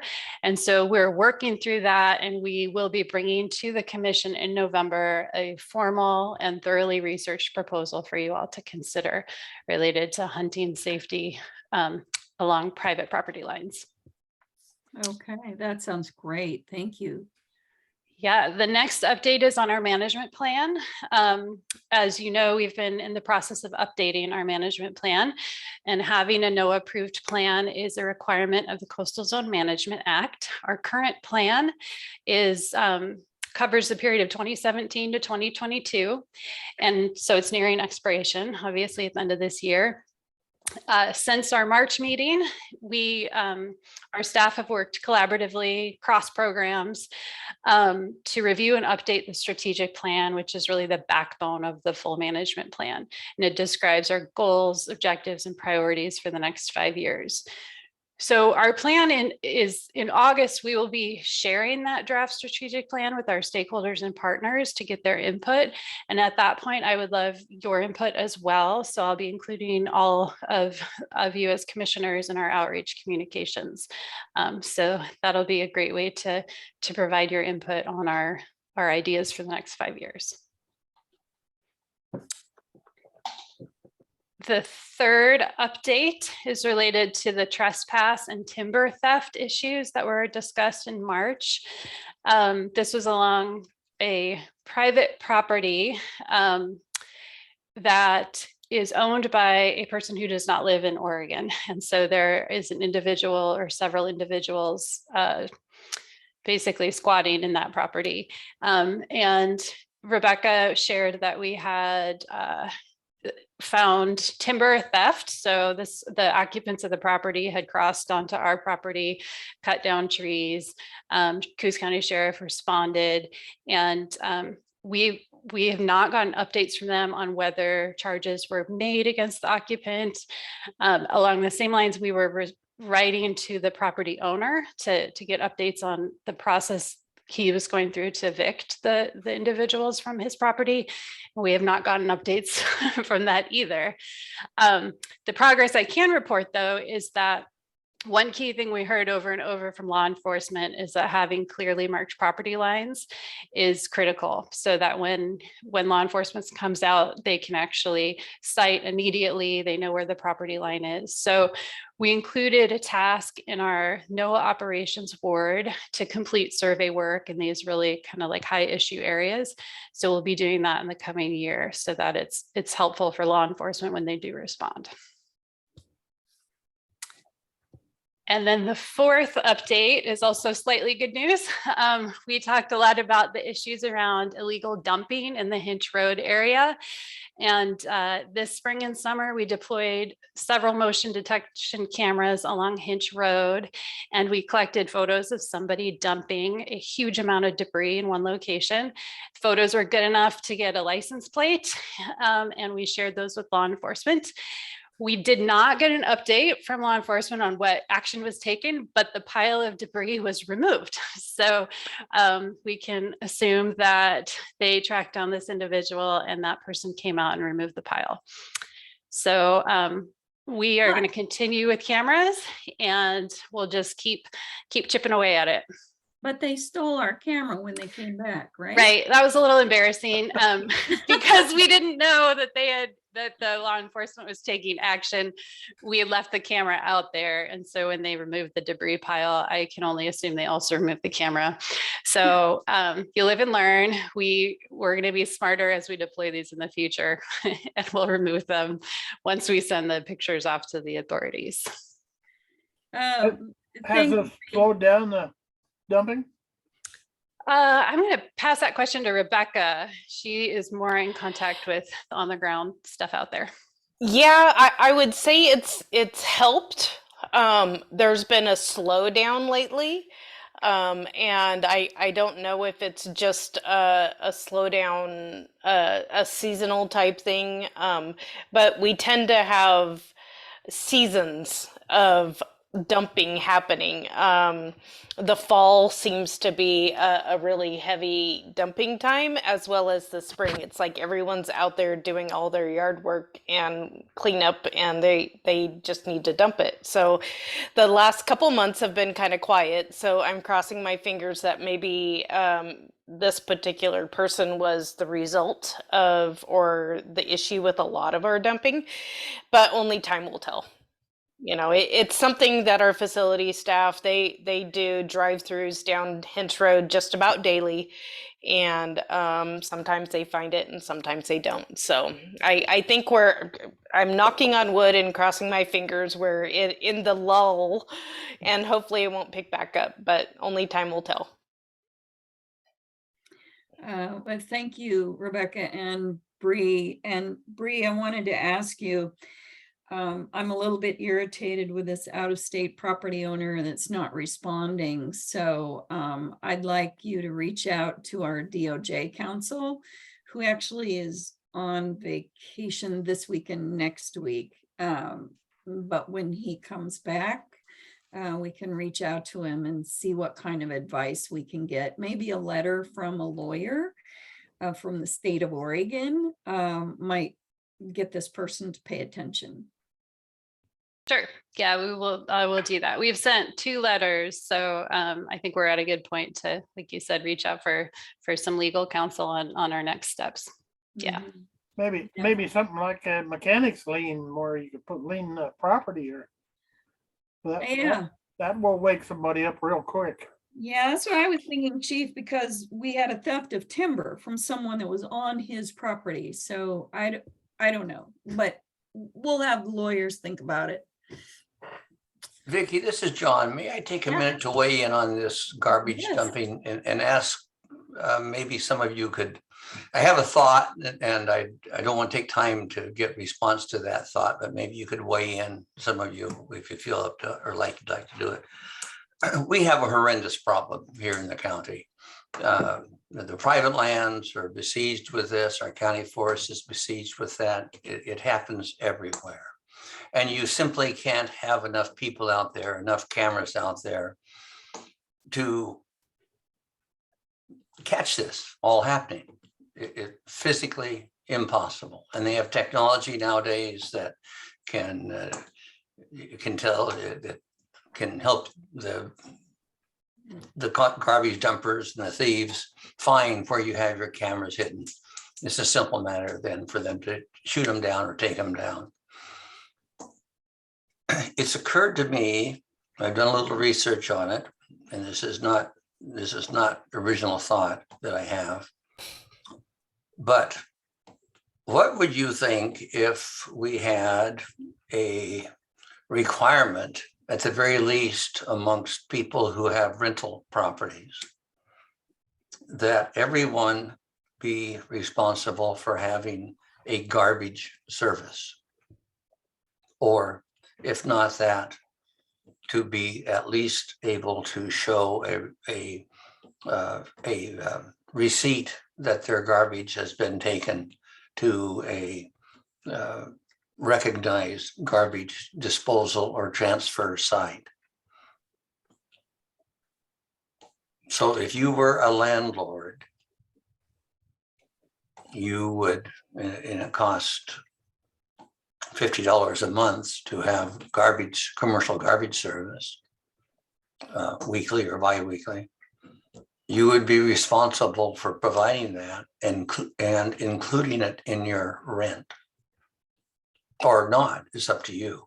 Now, we have state laws that make it difficult for people to do that because there are limits by state law, I understand, how much you can increase your rent.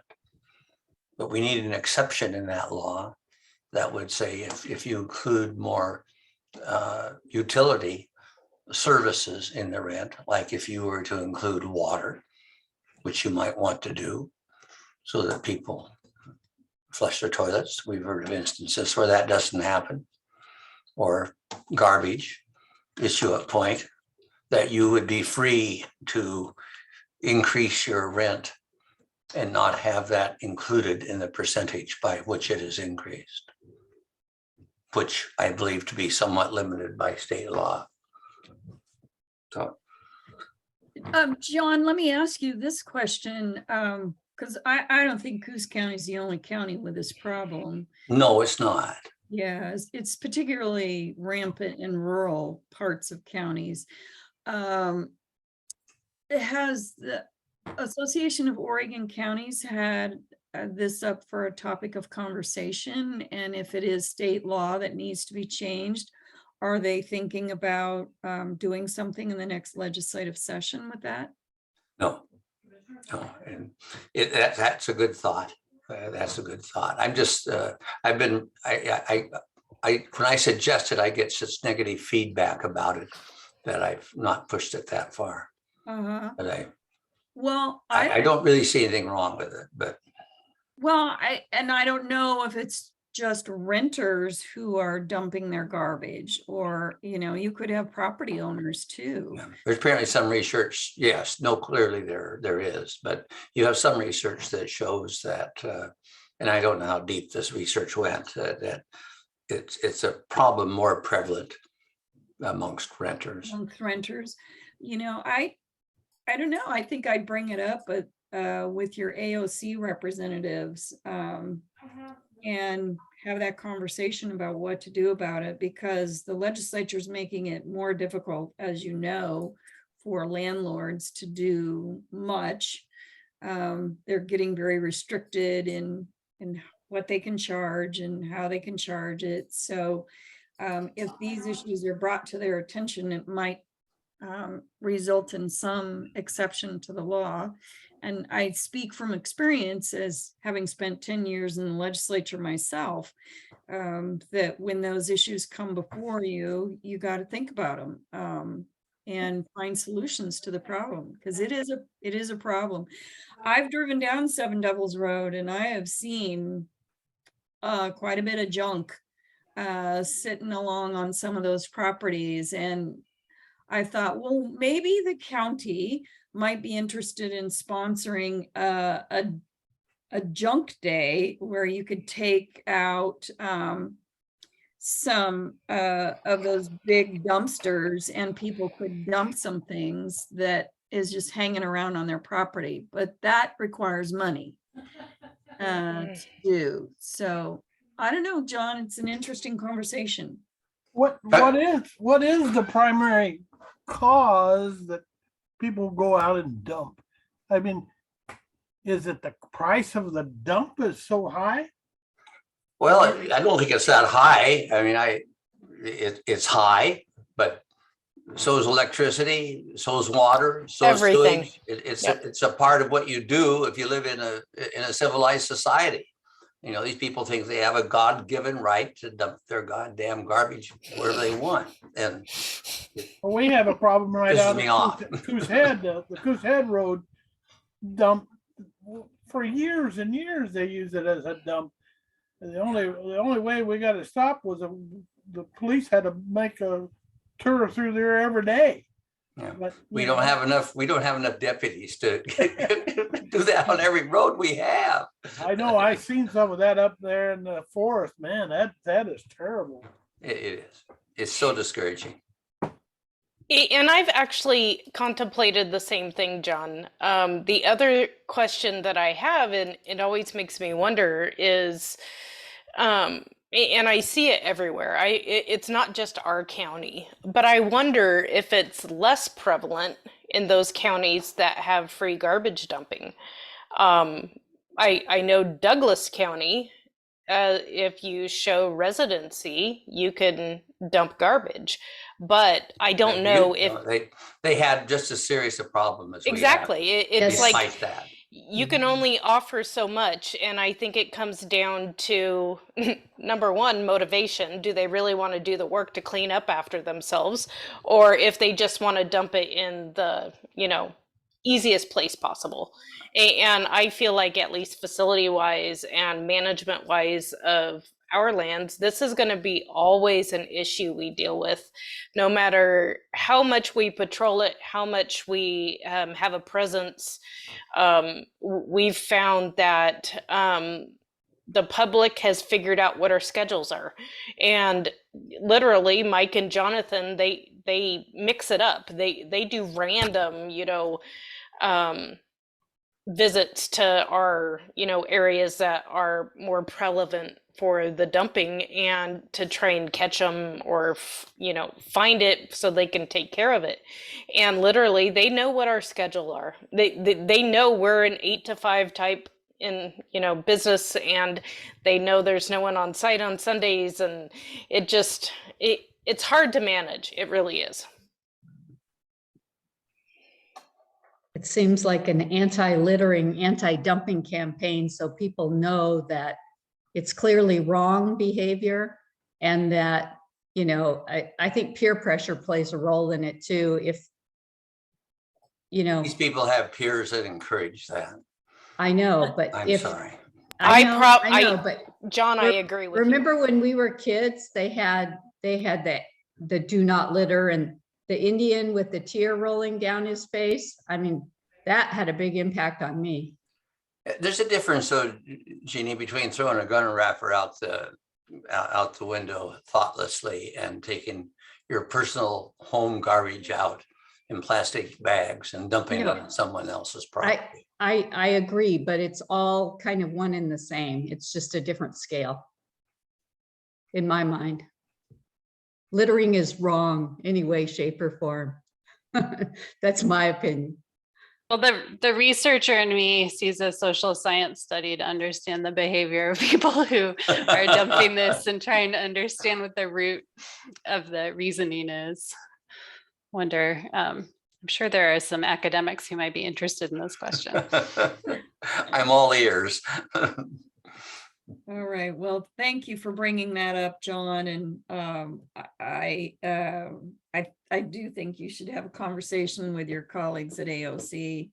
And like many things, we legislators, county commissioners, elected council, city councilmen don't seem to do much unless they have an uprising. Just because it's wrong, we have to have an outcry from the citizenry.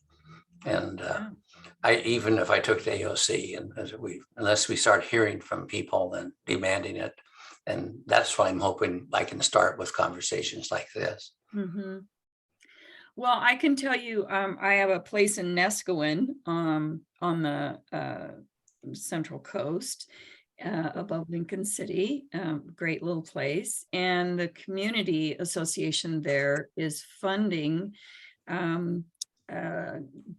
dumpsters near the beach so that people can dump their beach garbage in there. But they also said, please no home garbage.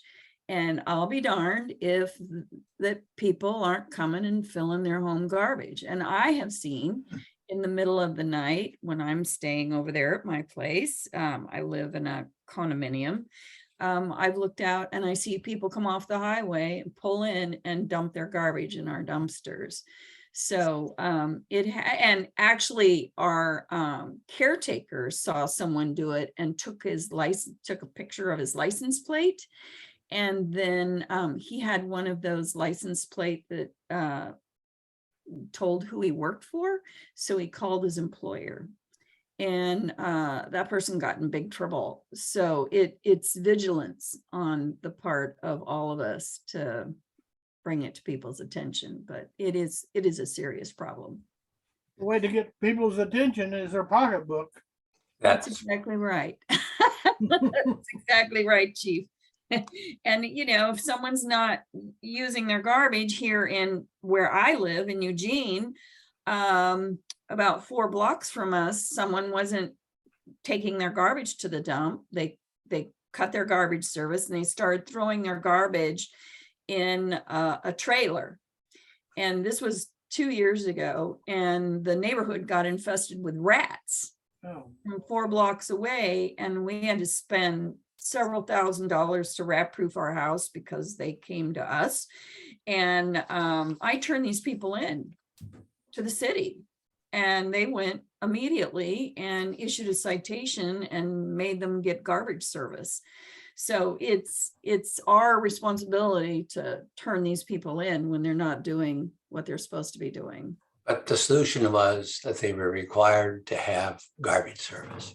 Exactly. It wasn't incidentally noticing them as they were dumping the garbage. Your chances are 1 in 1,000. You could send 10 patrolmen out there, and the chances of catching someone in the act would be very slim. Yeah. And of course, if their name's found in the garbage, they say, oh, doggone that neighbor kid. I paid him to send that to the garbage or take it to the garbage. The neighbor kid didn't do that. It was them that did that. Yeah. You have to have a more comprehensive program than incidentally catching them. It's a big area out there. With lots of roads and bushes to hide behind. How many acres at the South Slough, Bree? Nearly 7,000. There you go. We got 7,000 acres to patrol, but there's certain areas that are worse than others, And but we put signs in our property to use but on yeah. county forests. All right. It's been effective.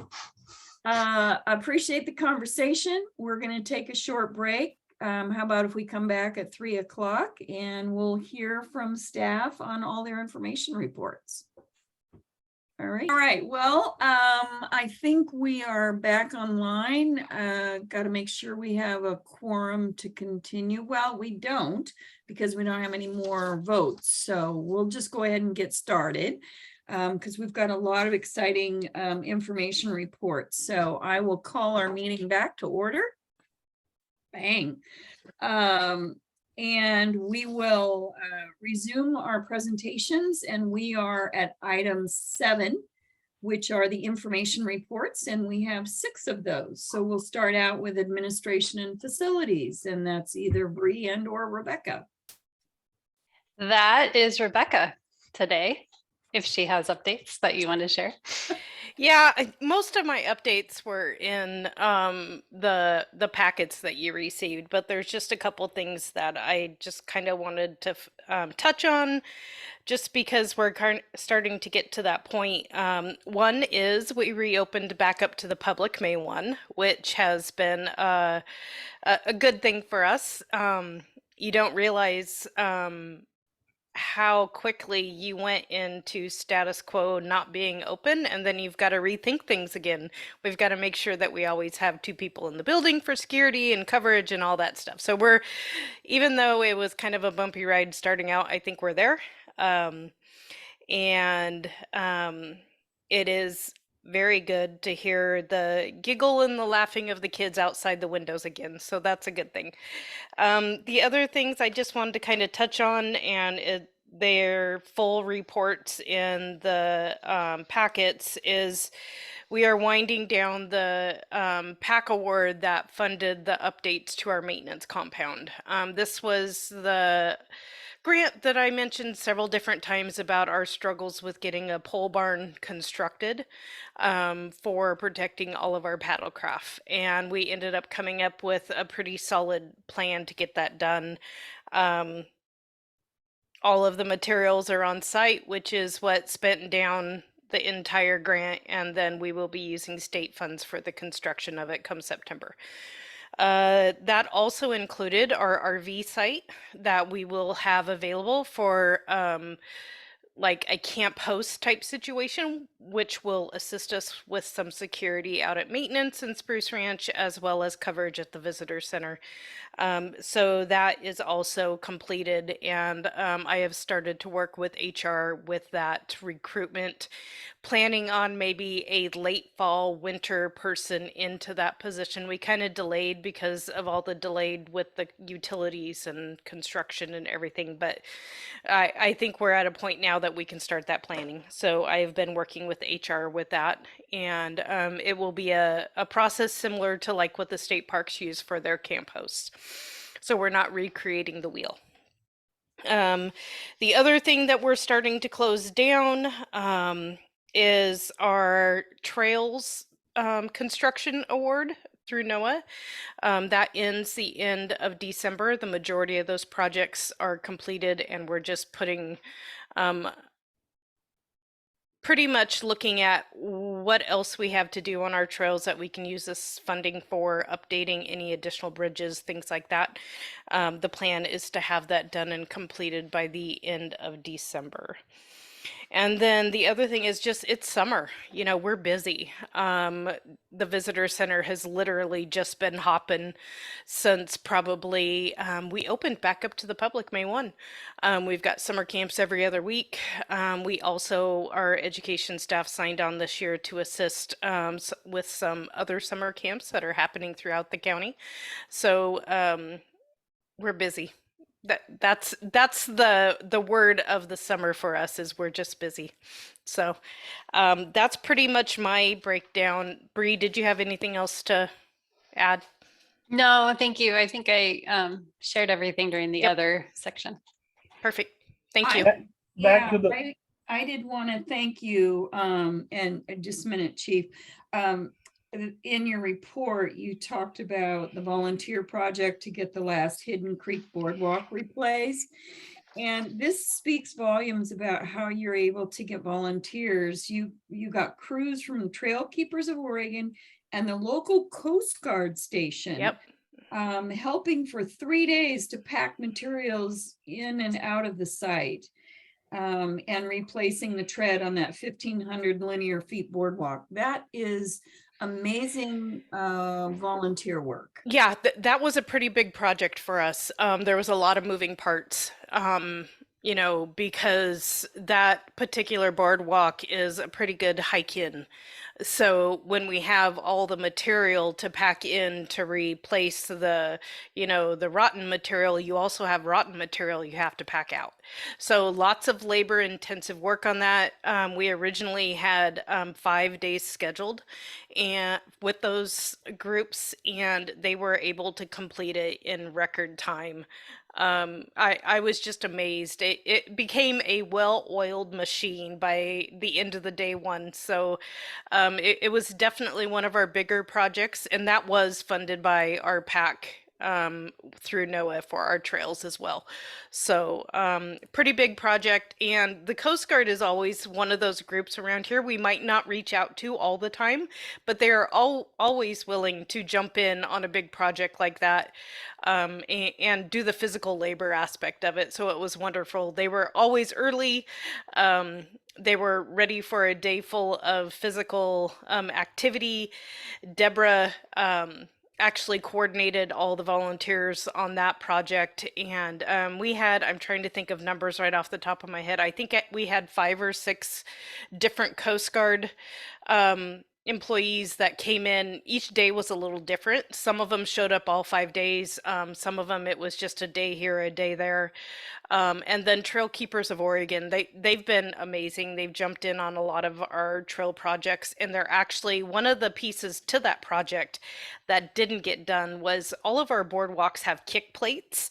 So those are 1 to 4 inches on the side of all of our boardwalks. So if someone was to slip, the kick plate would stop them from going off the boardwalk.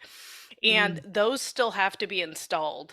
And Trail Keepers has committed to every Wednesday for the foreseeable future coming down and just starting to work through the boardwalk and get those replaced, as well as any other leftover material that needs to be packed out.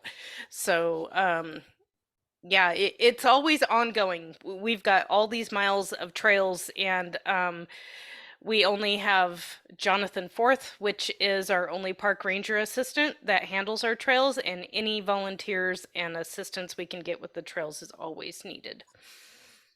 Oh, thank you. Chief, did you have a comment that I overstepped? Yeah, I wanted to ask about the pole barn. Have you got a quote for the erection of that, or? We do. We ended up working with a local business here that provides those types of kits, and they actually have a labor force that they can bring in and do it. We have a contract started through the state, and we are on their schedule for that to happen, to be put up, as well as concrete poured middle-ish of September. Great. Yep. That has been a long project. We built a deck and a roof over our patio area at our house. And during that process of buying the lumber, it went down in price. Yay. About halfway through the project, and I'm like, oh, sweet. So I sent a message to Bree and Rebecca. I said, lumber prices are going down. Get your pole barn stuff. And they had already bought it. So yeah, and actually when you sent that to us, I believe it was all delivered the week before. Yeah.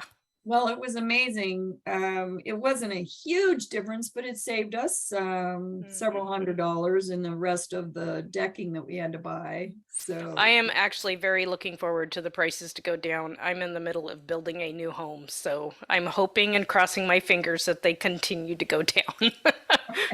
well, John will tell you we just need to cut more trees, and then we'll have. I will tell you, it doesn't make, I will tell you, it doesn't make sense for the state, or for the state forestry department to shut down 55% of the county forest trust land. They don't even know how they're going to pay for their own operations, and they don't have to worry about the cost of housing.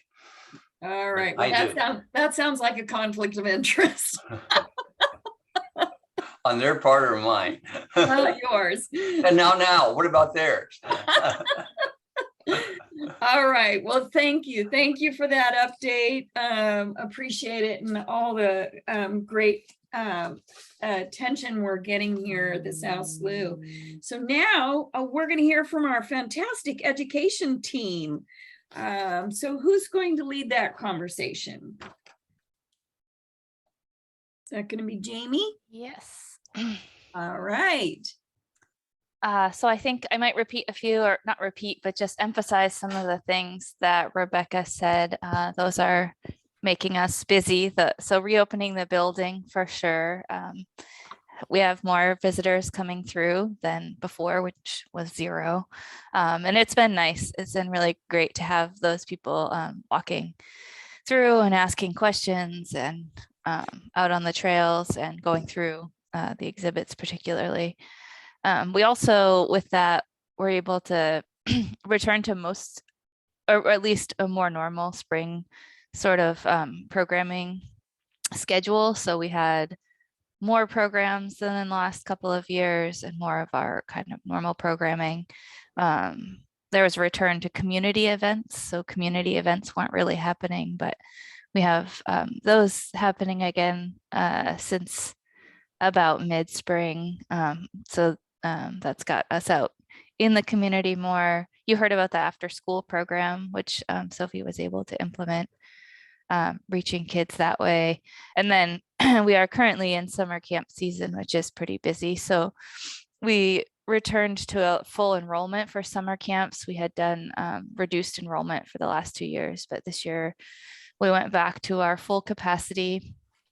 And then as Rebecca mentioned, we're also in between our South Slough summer camps, supporting the school system with some camps for middle school students. And we've done one of those so far, and it was really rewarding. It was nice because we're sort of reaching kids that we wouldn't reach with our regular camps. The schools kind of targeted kids that could use extra summer learning. This is being funded through some money that came to the state to extend student learning and make up for some of that lost learning time during COVID. So we had a really great experience with the first camp, and we have 2 more of those. I think one thing that we didn't, you can correct me if I'm wrong, but I think that we, during the last meeting, we're still working on hiring a seasonal education specialist, but we selected somebody in March. So in April, Carrie Maddox started as our seasonal education specialist, and she was able to do watershed hikes during the spring. So I think she's pretty comfortable with that program. It's what she was doing this morning. And then she's been able to run the Tide of the Toddlers programs monthly. Those are the programs for kids up to 5 years of age. And she's been helping with our summer science camps and some of the other summer programming. So I think those are the big things. We also, this time of year, are really busy with intern projects. So we get a lot of support in the summer on the education and science team from interns. There's 11 total this summer. Wow. I just had to double check with Deborah because it's a lot to keep track of. But there are 8 college age interns, mostly undergraduate interns. And so some are in 4-year schools, some are at 2-year schools. And then we have 3 high school interns this summer as well. And I think one of the greatest things about this summer is that we're paying all of our interns, and most of our interns are getting as close as we can get to all of them for to be paid a living wage, which is really nice. Even the high school interns. So that's really fantastic. And so far, everyone, they're just like a really fantastic group of young people. They're doing great work in the programs that they, came here to work in, and then we make it our effort to let them connect with other program areas. So every time, for example, every time I have a science intern come and help with education, they're like really fantastic with that as well. And I think the reverse is happening. So yeah, so this is our busiest, our most exciting time of year with the most kind of stuff going on. And then I'll give a quick short update on the part of our current PAC award, which is for updates to the visitor center building. So the current award is going to do some updates to the bathroom, the restrooms, and the doors. And then there's also going to be some exhibit updates. And we have hired a exhibit design contractor in April, and the design team visited in May and got to meet with staff and partners and look at the old exhibits and just generally get a feel for South Slough and Coos County and help us figure out how we're going to make those updates. So that's underway. And it's nice to have visitors walking through the exhibits now, because one of our original plans was to have some visitor feedback contributing to the updates, but then we had no visitors for 2 years. So it's nice that people are getting in there again. And that's everything I had on my list to highlight, but there's other things in the packet. Yes, there is. So thank you. I enjoy reading the updates and taking my little yellow highlighter through there. So I can remember all of the great things you're doing. And I love that we're paying our interns. This is contributing to the local economy, which is really important. Giving these kids skills, but also paying them for their time. So totally appreciate that. And Yeah. what are the high schools? Are you grabbing kids from both North Bend and Coos Bay? I think all three are from the North Bend. They're all recent graduates. They just graduated this in May from North Bend, but they were advertised at both places, which is true for the interns that Sophie recruited for the after school program as well. Okay, good.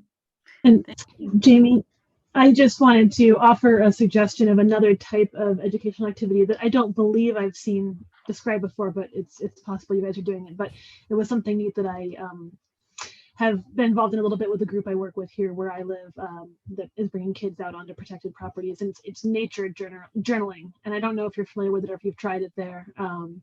I'm seeing some nodding heads, so perhaps you have. But as I'm learning more about it, and as I was listening to your report today, it just occurred to me that if it's not something you guys have tried with the students there, it's something worth looking into, because I've been touched by the impact it's having on students here where I'm involved, and just wanted to share the idea. Yeah, thank you. I think we've offered nature journaling as an interpretive program for the public to sign up, but we have also done it with kids, and we worked it into a teacher workshop, teacher training this past year. So hopefully it's even spreading that way. But it is, I agree, it's a really wonderful way to experience in a different way than maybe collecting data or traditional data. So it's really nice. All right. Well, gosh, thank you so much, Jamie. And we're so glad we're open for business again. It was like a ghost town in there. All right. So we're going to move on to Sabra and coastal training. What's been happening, Sabra? Hi there. So going back to the opening thing, so in May I celebrated my 2-year anniversary at the reserve, and that was the first time that I saw it open. So that was quite exciting, as well as a couple of learning curves going through. I got trained up for helping back up on the front desk, but agree with everyone else that it's been very nice to hear the giggles and running of little feet throughout the workday.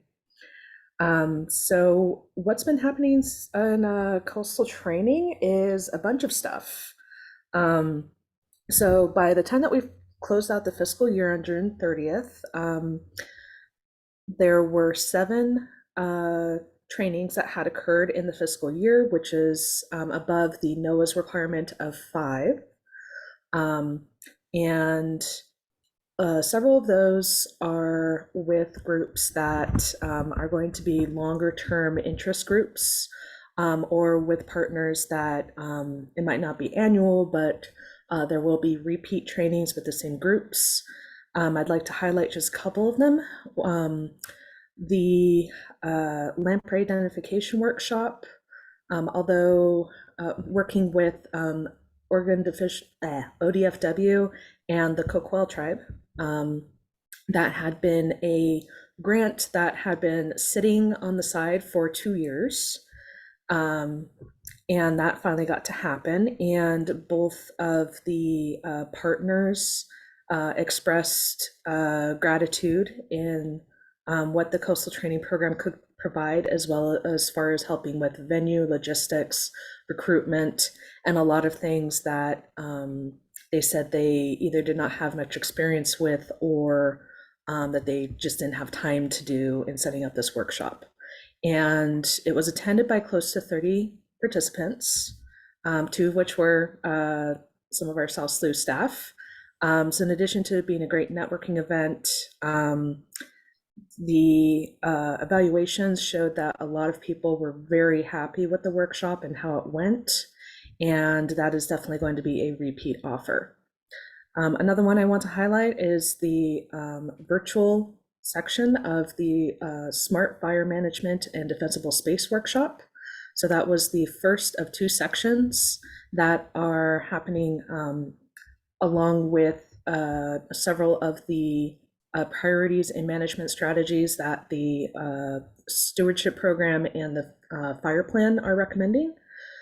So in this virtual program, there were 3 speakers talking about fire, weather, and climate, as well as the weather triggers that increase fire vulnerability. Norma Klein, who's been a longtime member of that community, of the fire management community, gave an overview of defensible space and the history of fire in the coastal Oregon area. And we also contracted with Kelpie Wilson from who does biochar, and she went through different biochar management techniques and advantages and disadvantages to other types of slash burning or composting procedures. And that is going to be followed up in the early winter, late fall. We have to wait until we see when the fire season will probably end.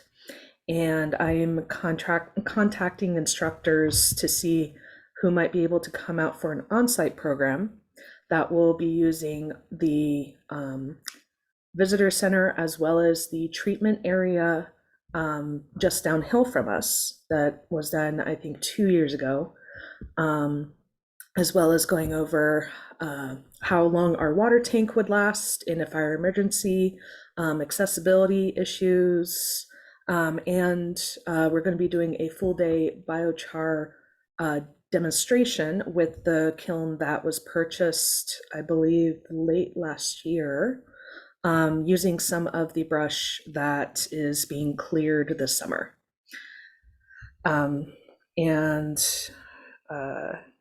Yeah, so there's already been some definite excitement around that. I've made sure to set aside funds within the CTB budget to make sure that we can compensate the speakers who can accept monetary compensation.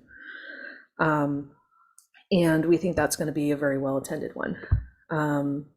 So looking forward on the more technical assistance and other developments is I've been trying to get more involved in the local planning groups. So for instance, with the Coastal Planners Network group that was held in the spring, I made a lot of connections there. As well as the Oregon Invasive Species Council. They were in Coos Bay for their meeting and had a site visit already planned with the South Slough. So I attended both days of that to get to know the council a bit better, as well as to see what CTP could deliver to them. And I've been really focusing on trying to get more connections with both future potential audiences as well as future potential speakers for other programs, and have moved the annual plan, or moved to the workshop planning to an annual basis, and being able to look further ahead, and followed up on one of the big recommendations from the 312 evaluation that we had in the spring, which was for CTP to partner more with the other sectors. And everyone has been very receptive to that. So now I'm trying to work more workshops and trainings into priority areas with the research team, upcoming grants and projects, especially when it comes to end user engagement with collaborative projects, and trying to fit more of these user groups into annual or biannual training schedules. So been doing a lot of planning on a lot of different timelines. So with that, anyone have questions?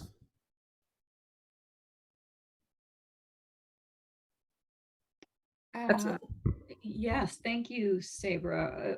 It's been a busy time. So all of these workshops sound great.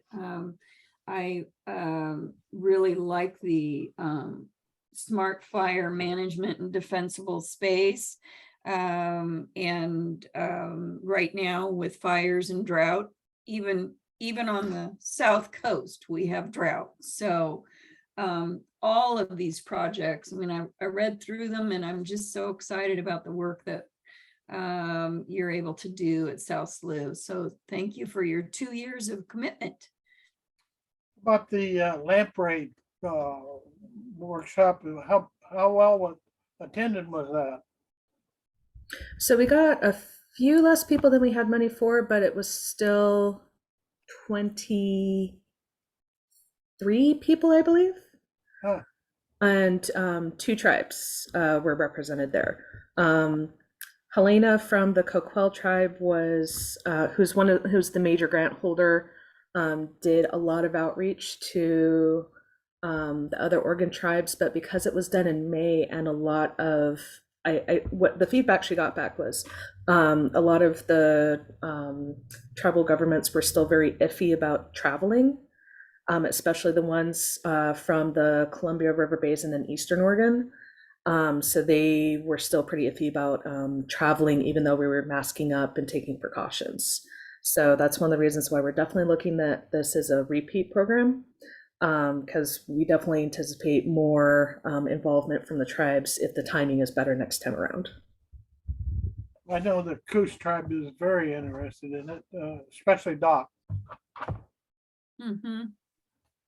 Yeah, awesome. All right, great. Chris, did you have a comment? Yeah, I just want to say, Sabra, I noted in your report in the technical assistance section the visit, and it was described as DLCD coming to visit the reserve after one of their meetings. And I understand, but don't know that everyone understands that is staff from the Oregon Coastal Management Program who are based out of DLCD. But I just wanted to let you know, I appreciate that visit happened, and that you were able to take advantage of them being in the area to get them out there. And I wanted everyone else to know that was referencing the Oregon Coastal Management Program staff, which is another program run out of our office in NOAA, the same one that funds the South Slough. And so we really value and appreciate seeing the reserves and the coastal programs being able to work together, to look for opportunities for collaboration, just to learn from each other as well. So thank you for making that one happen. And I noted it said looking for possible collaborations or further opportunities. And I think that's wonderful, and we certainly support it. So thank you for having that happen. And there's already been several follow-up conversations and plans made for concrete collaborations coming up. So that actually spurred a lot of conversation. No, that's great. I know there's a number of new staff there, so I'm guessing that was just a really valuable opportunity. That's great. Yes, it was. Yes, they have a new director at DLCD also. And the previous director just unexpectedly died recently. So folks are pretty upset about that. I understand the Oregon Coastal Management Program folks are working on a possible delegation visit by our congressional delegation as well. Sometime in August during the August recess, right, Bree? Yeah, it's looking like it'll be mid to late August is when the invite will be going out, but we don't have any confirmed dates yet. Okay, and they want to certainly come to the South Slough. Yep, as part of a South Coast tour. Yeah, and learn how we collaborate. Yeah. So thanks for mentioning that, Chris. All right, let's see. I got papers everywhere. Next, we have the science presentation. Who's going to lead that? Allie or Jenny or both? Both of us. Allie, are you unmuted? I'm not hearing you. Check your cord. There's a secret button that you unexpectedly Can you hear pushed me into- now? Yes. Yeah. So I'm using my new headset for the first time. So let me know if I am spitting and make sure I'm loud enough. Can you hear me okay? Uh-huh. Okay. Yeah. So Sean is unfortunately out and Jenny and I are going to give the science update together. So I want to know, did you all see, and Sean especially, did you see that some state made green crab liquor? No. Oh, I was on our local news here in Eugene one night. I took a picture of the screen and I sent it to Bree, and she had also heard about it. So what I can't remember, was it a bourbon? It's a whiskey. I think it might be whiskey. New Hampshire or Maine. University of New Hampshire. There So- we go. John's on Yep. it.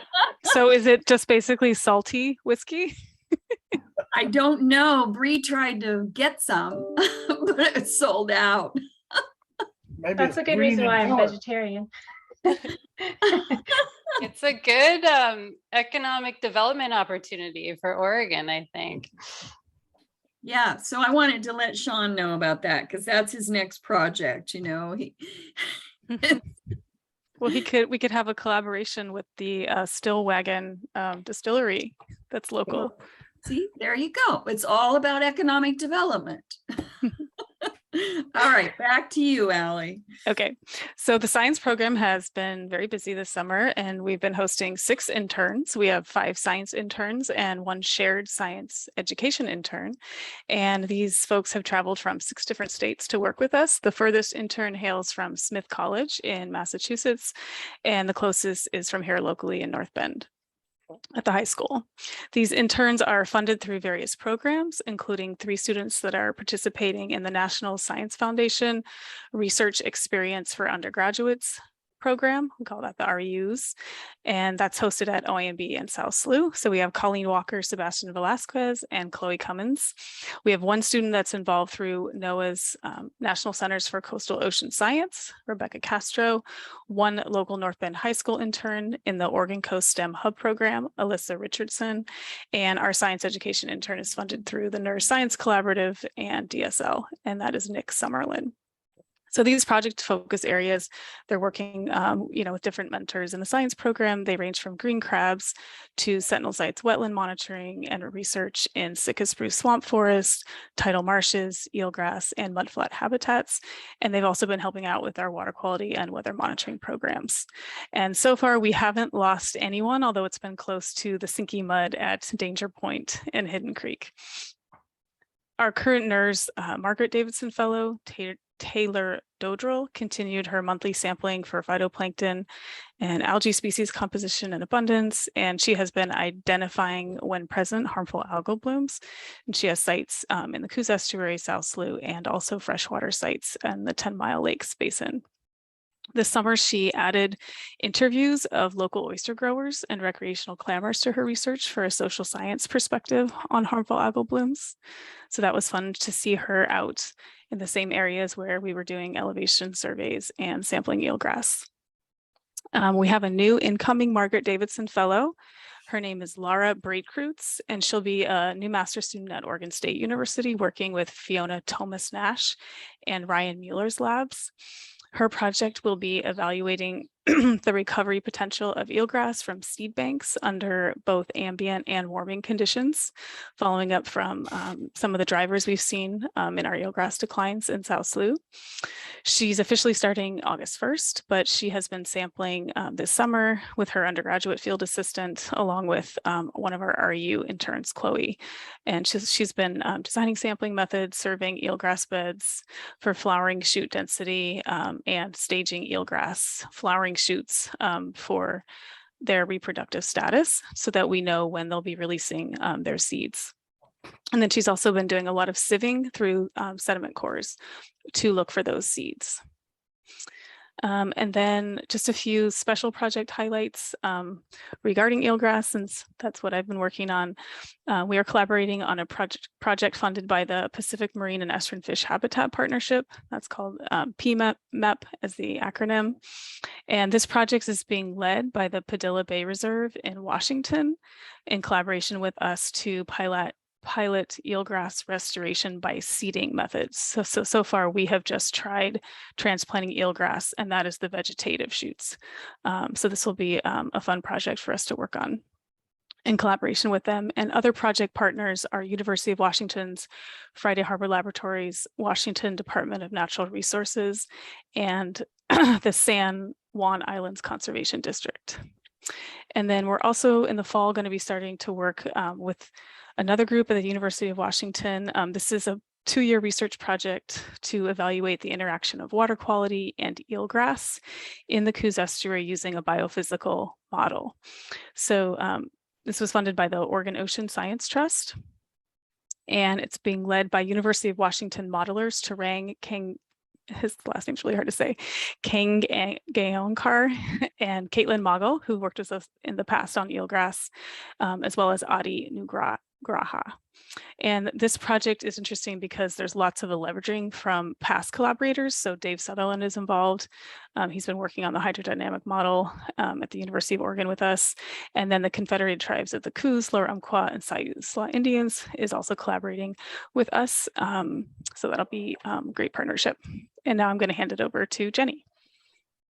Yeah, so I was just going to highlight 2 other projects that we've been working on since the last commission meeting. So the first one is a climate change vulnerability assessment. It's in its, I want to say, 2nd or 3rd year. And it's basically a vulnerability assessment for the Coos Estuary. We're partnering with the Partnership for Coastal Watersheds, University of Oregon, Department of Land Conservation and Development, basically to understand how climate change will affect the Coos Estuary and its habitats, but also the surrounding communities. And then we want to develop steps the community can take to help address some issues that are likely to occur because of climate change and coordinate a local response. So multiple grants were leveraged for this work, including funds from FEMA, National Fish and Wildlife Foundation, and the NERS system. And so the work is looking at how climate change will affect a suite of systems around the estuary. So this includes social systems like at-risk populations, cultural resources, community centers, the effects on jobs and the local economy. We're also looking at built infrastructure, so transportation networks, schools and community centers, for example. And then we're also looking at natural resources. So we're assessing threats to eelgrass beds, marshes, shellfish, tidal flats, forests, etc. So South Slough, our role was to lead the natural resource vulnerability assessment effort. So we hosted local and regional experts at a series of workshops last winter and spring to understand the current condition of each natural system, how climate change will affect each system, and then additional stressors that might make them more vulnerable. So, for example, invasive species. And then we had our experts look at the potential for the habitat to adapt to climate change. So we got a lot of really good information, and I'm not going to go through all the findings here. We do have a report that I can share if people are interested, but I just want to give you one example of some of our high level findings using native oysters as one of the examples. So native oysters were extirpated from the Coos Estuary prior to European settlement. And the thinking is that was probably due from a tsunami that buried them. But then in the 1980s, they were accidentally reintroduced to the Coos Estuary. So really in the Coos, native oysters are habitat limited. They require a hard substrate for the juveniles to settle. And since those historic oyster beds no longer exist, which kind of perpetuated hard substrate as like the adults died, there would be shells for the juveniles to live on. Those are absent, so they're really habitat limited here. Sedimentation is the greatest threat to native oyster beds. Again, as those hard substrates that they need become covered, and oysters themselves can't really survive any period of burial. And then finally, invasive species impact populations, and this includes an invasive oyster drill that we have here, and so it drills into the shells of the bivalves and kills them. So looking at the effects of climate change, as you all know, increases in CO2 are going into the atmosphere, which causes our oceans to acidify. And so that affects oyster shells by making them weaker, especially larval and juvenile oysters.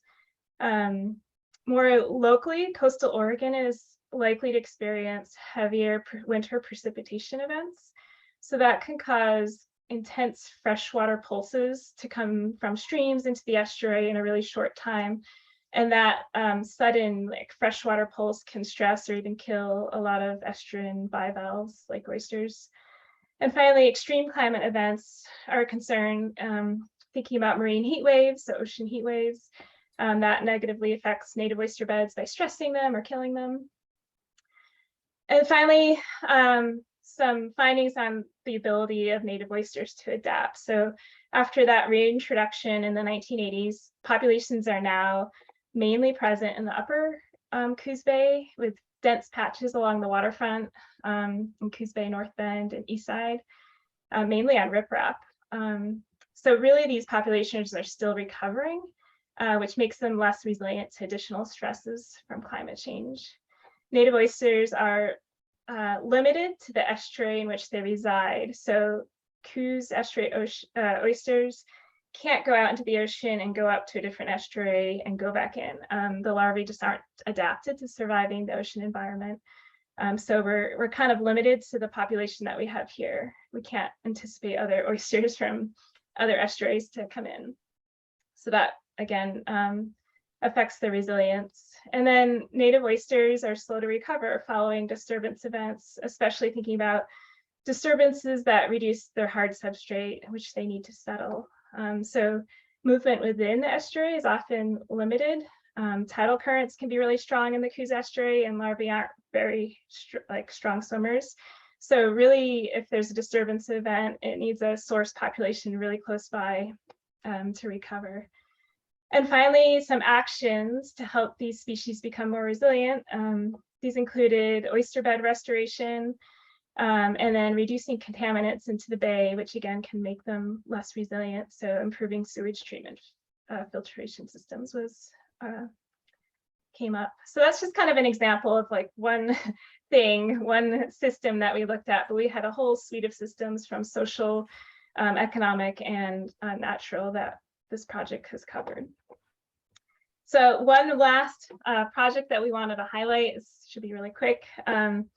As you all, I think know, we have an endangered western bog lily population that South Slough manages, and it's the biggest known remaining population. So staff are continuing to protect this lily from herbivory using yearly application of a natural herbivore repellent.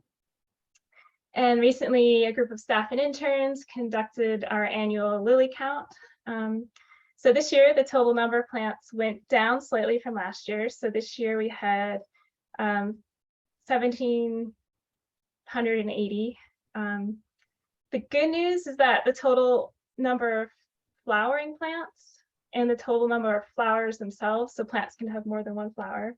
And the percentage of plants that were flowering, all of those things went up. And this is really good news because this species reproduces solely through seed propagation. So anyway, things are looking good.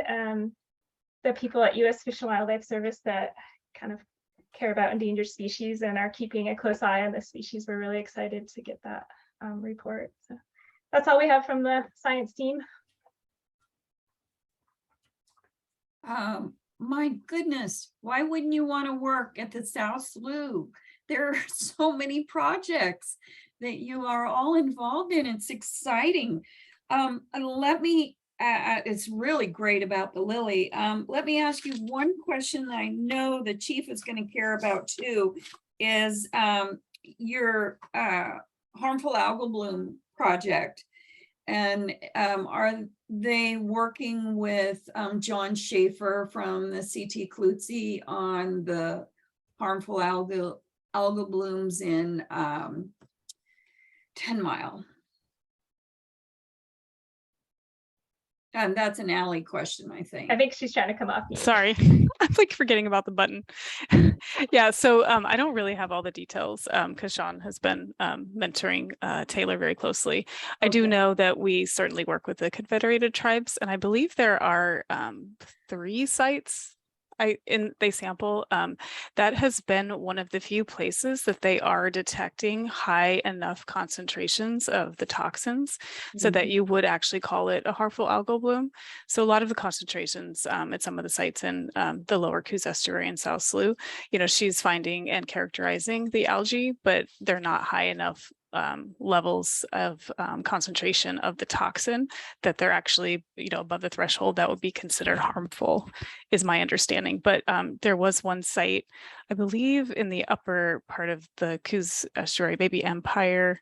It was near one of the Confederated Tribes water quality stations, as well as 10 Mile has had some hot spots, usually in the summer. And that's a different species, it's a freshwater cyanobacteria, maybe. Yeah, we're working on harmful algal blooms in the Ross Island Lagoon in the Portland area, and then we're also very interested in what's going on at 10 Mile and have committed to Chief Slider to work very hard at trying to find solutions. So I appreciate I believe the tribes has gotten a lot of funding and equipment now related to the harmful algal bloom sampling. So they're really excited about continuing that as well, even after, Taylor's project is over this summer. So yeah, Chief Slider lit a fire under everybody. Well, that 10 Mile really as chiefs tend to do, right, Chief? That 10 Mile really gets bad at the end of summer, boy. Yeah. The year before last, a couple of years ago, it was, it shut her down. Yeah, and you've got that that old Easter Seals site that you can hardly use because of all the blooms. So, okay, my goodness. All right, well, we're closing in on our time. I certainly want to hear from Foss, but let me check to see if Alice had anything else on stewardship that maybe you should just point us to in your report. Alice? Sure. Did you want me to give a really quick overview here? Yeah, you got 2 minutes because then I need to give Foss some time. Sounds good. All I really wanted to do, because it's all in the report, is just mention the community support that stewardship has had. And so we've had 18 volunteers that have contributed to stewardship programs. A lot of them were repeat. 18, yeah. Wow. And a lot of them are repeats. And so they keep coming back. We haven't scared them off yet. And totaling with my 2 interns since the last commission meeting, that's been 370 stewardship hours. So I'm really grateful for that. Also, the Friends of South Slough have provided stewardship, some funds for stewardship programs to get some nicer tools and other things that make work easier. The Coosehead Food Co-op and Farmstead Bakery have donated food for stewardship events, which we've all enjoyed. And then the trail stewards have been working with Trail Keepers of Oregon to keep our trails in good condition. We've also been running monthly Second Saturday Stewards programs, which mainly focus on pulling invasive plants. And then I just wanted to note that we did manage 45 acres of the Wasson Forest area. And as part of that, we've worked with CFPA, Coos Forest Protective Association, to create a fuel break and do some fuel reduction work in that area. And then finally, just wanted to note my interns, Marin, who's from Colorado State University, and Tahani, working from University of Hawaii. And they've been both working in the Wasson project area. And Tahani's been really closely working with John Schaefer and Ashley Russell, doing some really cool maps on where we can be planting some of these important species. And unless people had questions, I think I'm under my 2 minutes. Thank you so much, Alice. Todd, I hope you walk away convinced, I don't think you needed convinced, that the investment that the Friends of South Slough are making into this organization are paying off in so many ways. So with that, I'm going to turn it over to you. Thank you. And Jeannie Stanley's on board too. I'm sure you've all gone to page 227 of the attachment. It's right here, and it's go all red the flag. way down to the bottom of the page.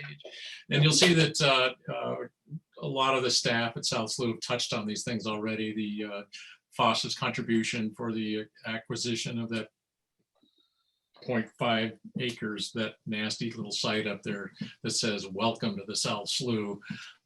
We're working on that. We're also supportive of any other acquisitions that are coming down the pike. You've heard a lot about interns. Well, you know, FOSS has been there, you know, providing funds and also providing that impetus to actually pay them a living frickin' wage. And so that was, thank you DSL, to run that through the state HR folks and go, this is, you know, this is what we need to do. It's the right thing to do. Right thing to do. And thank you all for that. Grant support, of course, we've got the 2 grants, one from Fish and Wildlife Service, the other one from Forest Service. And I want to thank those point of contacts up with those federal agencies. They've been very, very, very easy to work with and supportive. The Grant Solutions websites, on the other hand, are not so easy, but you know, we wade through all of that. The participation in the Oregon Invasive Species Council, Jeannie, do you want to touch on that a little bit, because you were instrumental in that? Sure. So Christine, our president, is the vice chair of Oregon Invasive Species Council, and the chairman stepped down 2 weeks before the meeting. So everything kind of got dumped on her. I gave a presentation on the restoration work that's being done in the Oregon Dunes.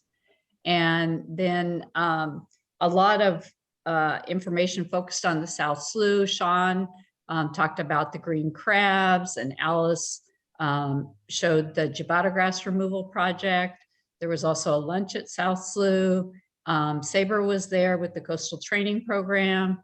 It was a nice meeting and very South Slough centric, which was kind of cool. Cool. It is. Then the elephant in the room, we didn't put this on the page 227, but the bookstore. Jeannie's been my favorite thing. Yes, I know, and that's why I brought it up. You know, Jeannie, do you want to touch on that a little bit? Well, thanks for bringing that up, Todd. I just had to, because I knew you'd talk about it. Yeah, so basically the bookstore is really close to being ready to go. The holdup right now is we don't have anyone to staff it. And, you know, South Slough staff are not going to be helping out with the bookstore at all. So that leaves it to FOSS to totally staff the bookstore. And so that's a real challenge. But that's where we're at right now. I did get a call or an email from Deborah, and I'm going to go make some sales to the interns here real soon and deal with that. But we're working on it. You need a senior citizen like me, a volunteer to come in for blocks of time, just, like from Vicky, 11. we're holding that space for you.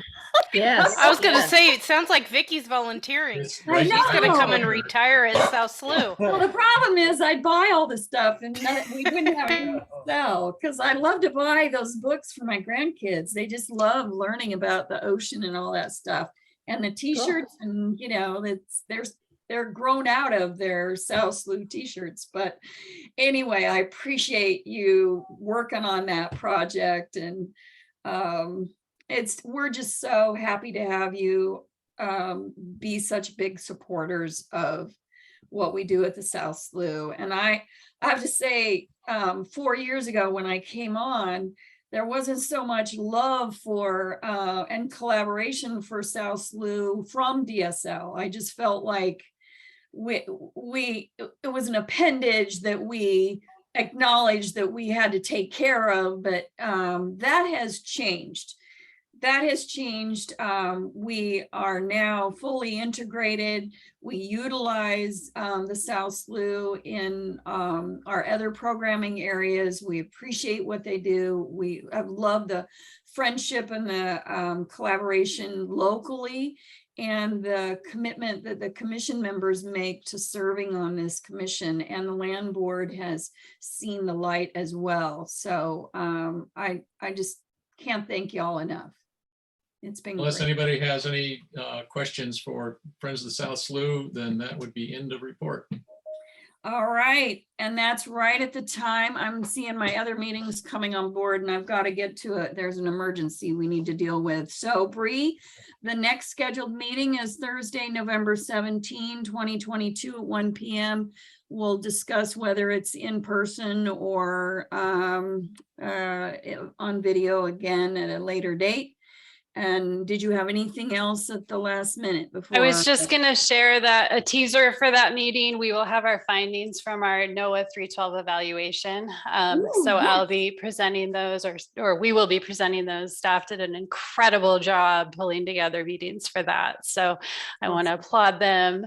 And the other thing, it sounds like there might be interest in a presentation by Taylor about her harmful algal bloom project. I will look into that. I'm seeing some heads nods, so I'll see if she's available at our meeting time to share her experience and project results. All right, and thank you to South Slough. You are hosting the State Land Board meeting next month on Tuesday, August 9th. It is the first time the land board has ever been to the South Slough, to my recollection. And so I'm proud that we're able to bring the team down here, and the land board, they can't be together outside of their meeting. I had an aha moment one day when I realized, oh, we can't all go paddling together. So they're going to split off and do different things with different members of the South Slough team, so they get a flavor of what's going on down there after our meeting is over, which is going to be a lengthy meeting. But I appreciate the hospitality, and look forward to seeing you all in a couple of weeks, because August is right around the corner. All right, with that, I'll take a motion to adjourn. John? I'll move we adjourn. I got a second somewhere, Chief. Yes, second. All right. Then We always do this, the chief and I. We got a second from Commissioner Burns. There we go. All right. Any discussion? There really isn't any, because it's not debatable. So all those in favor of adjourning this great meeting today, say aye. Aye. Aye. Any opposed? We're not listening to you. All right. Thank you so much. We're closing this meeting out at 4:02 p.m. Bye, Bye, everyone. everyone. Thanks. Bye. Take care.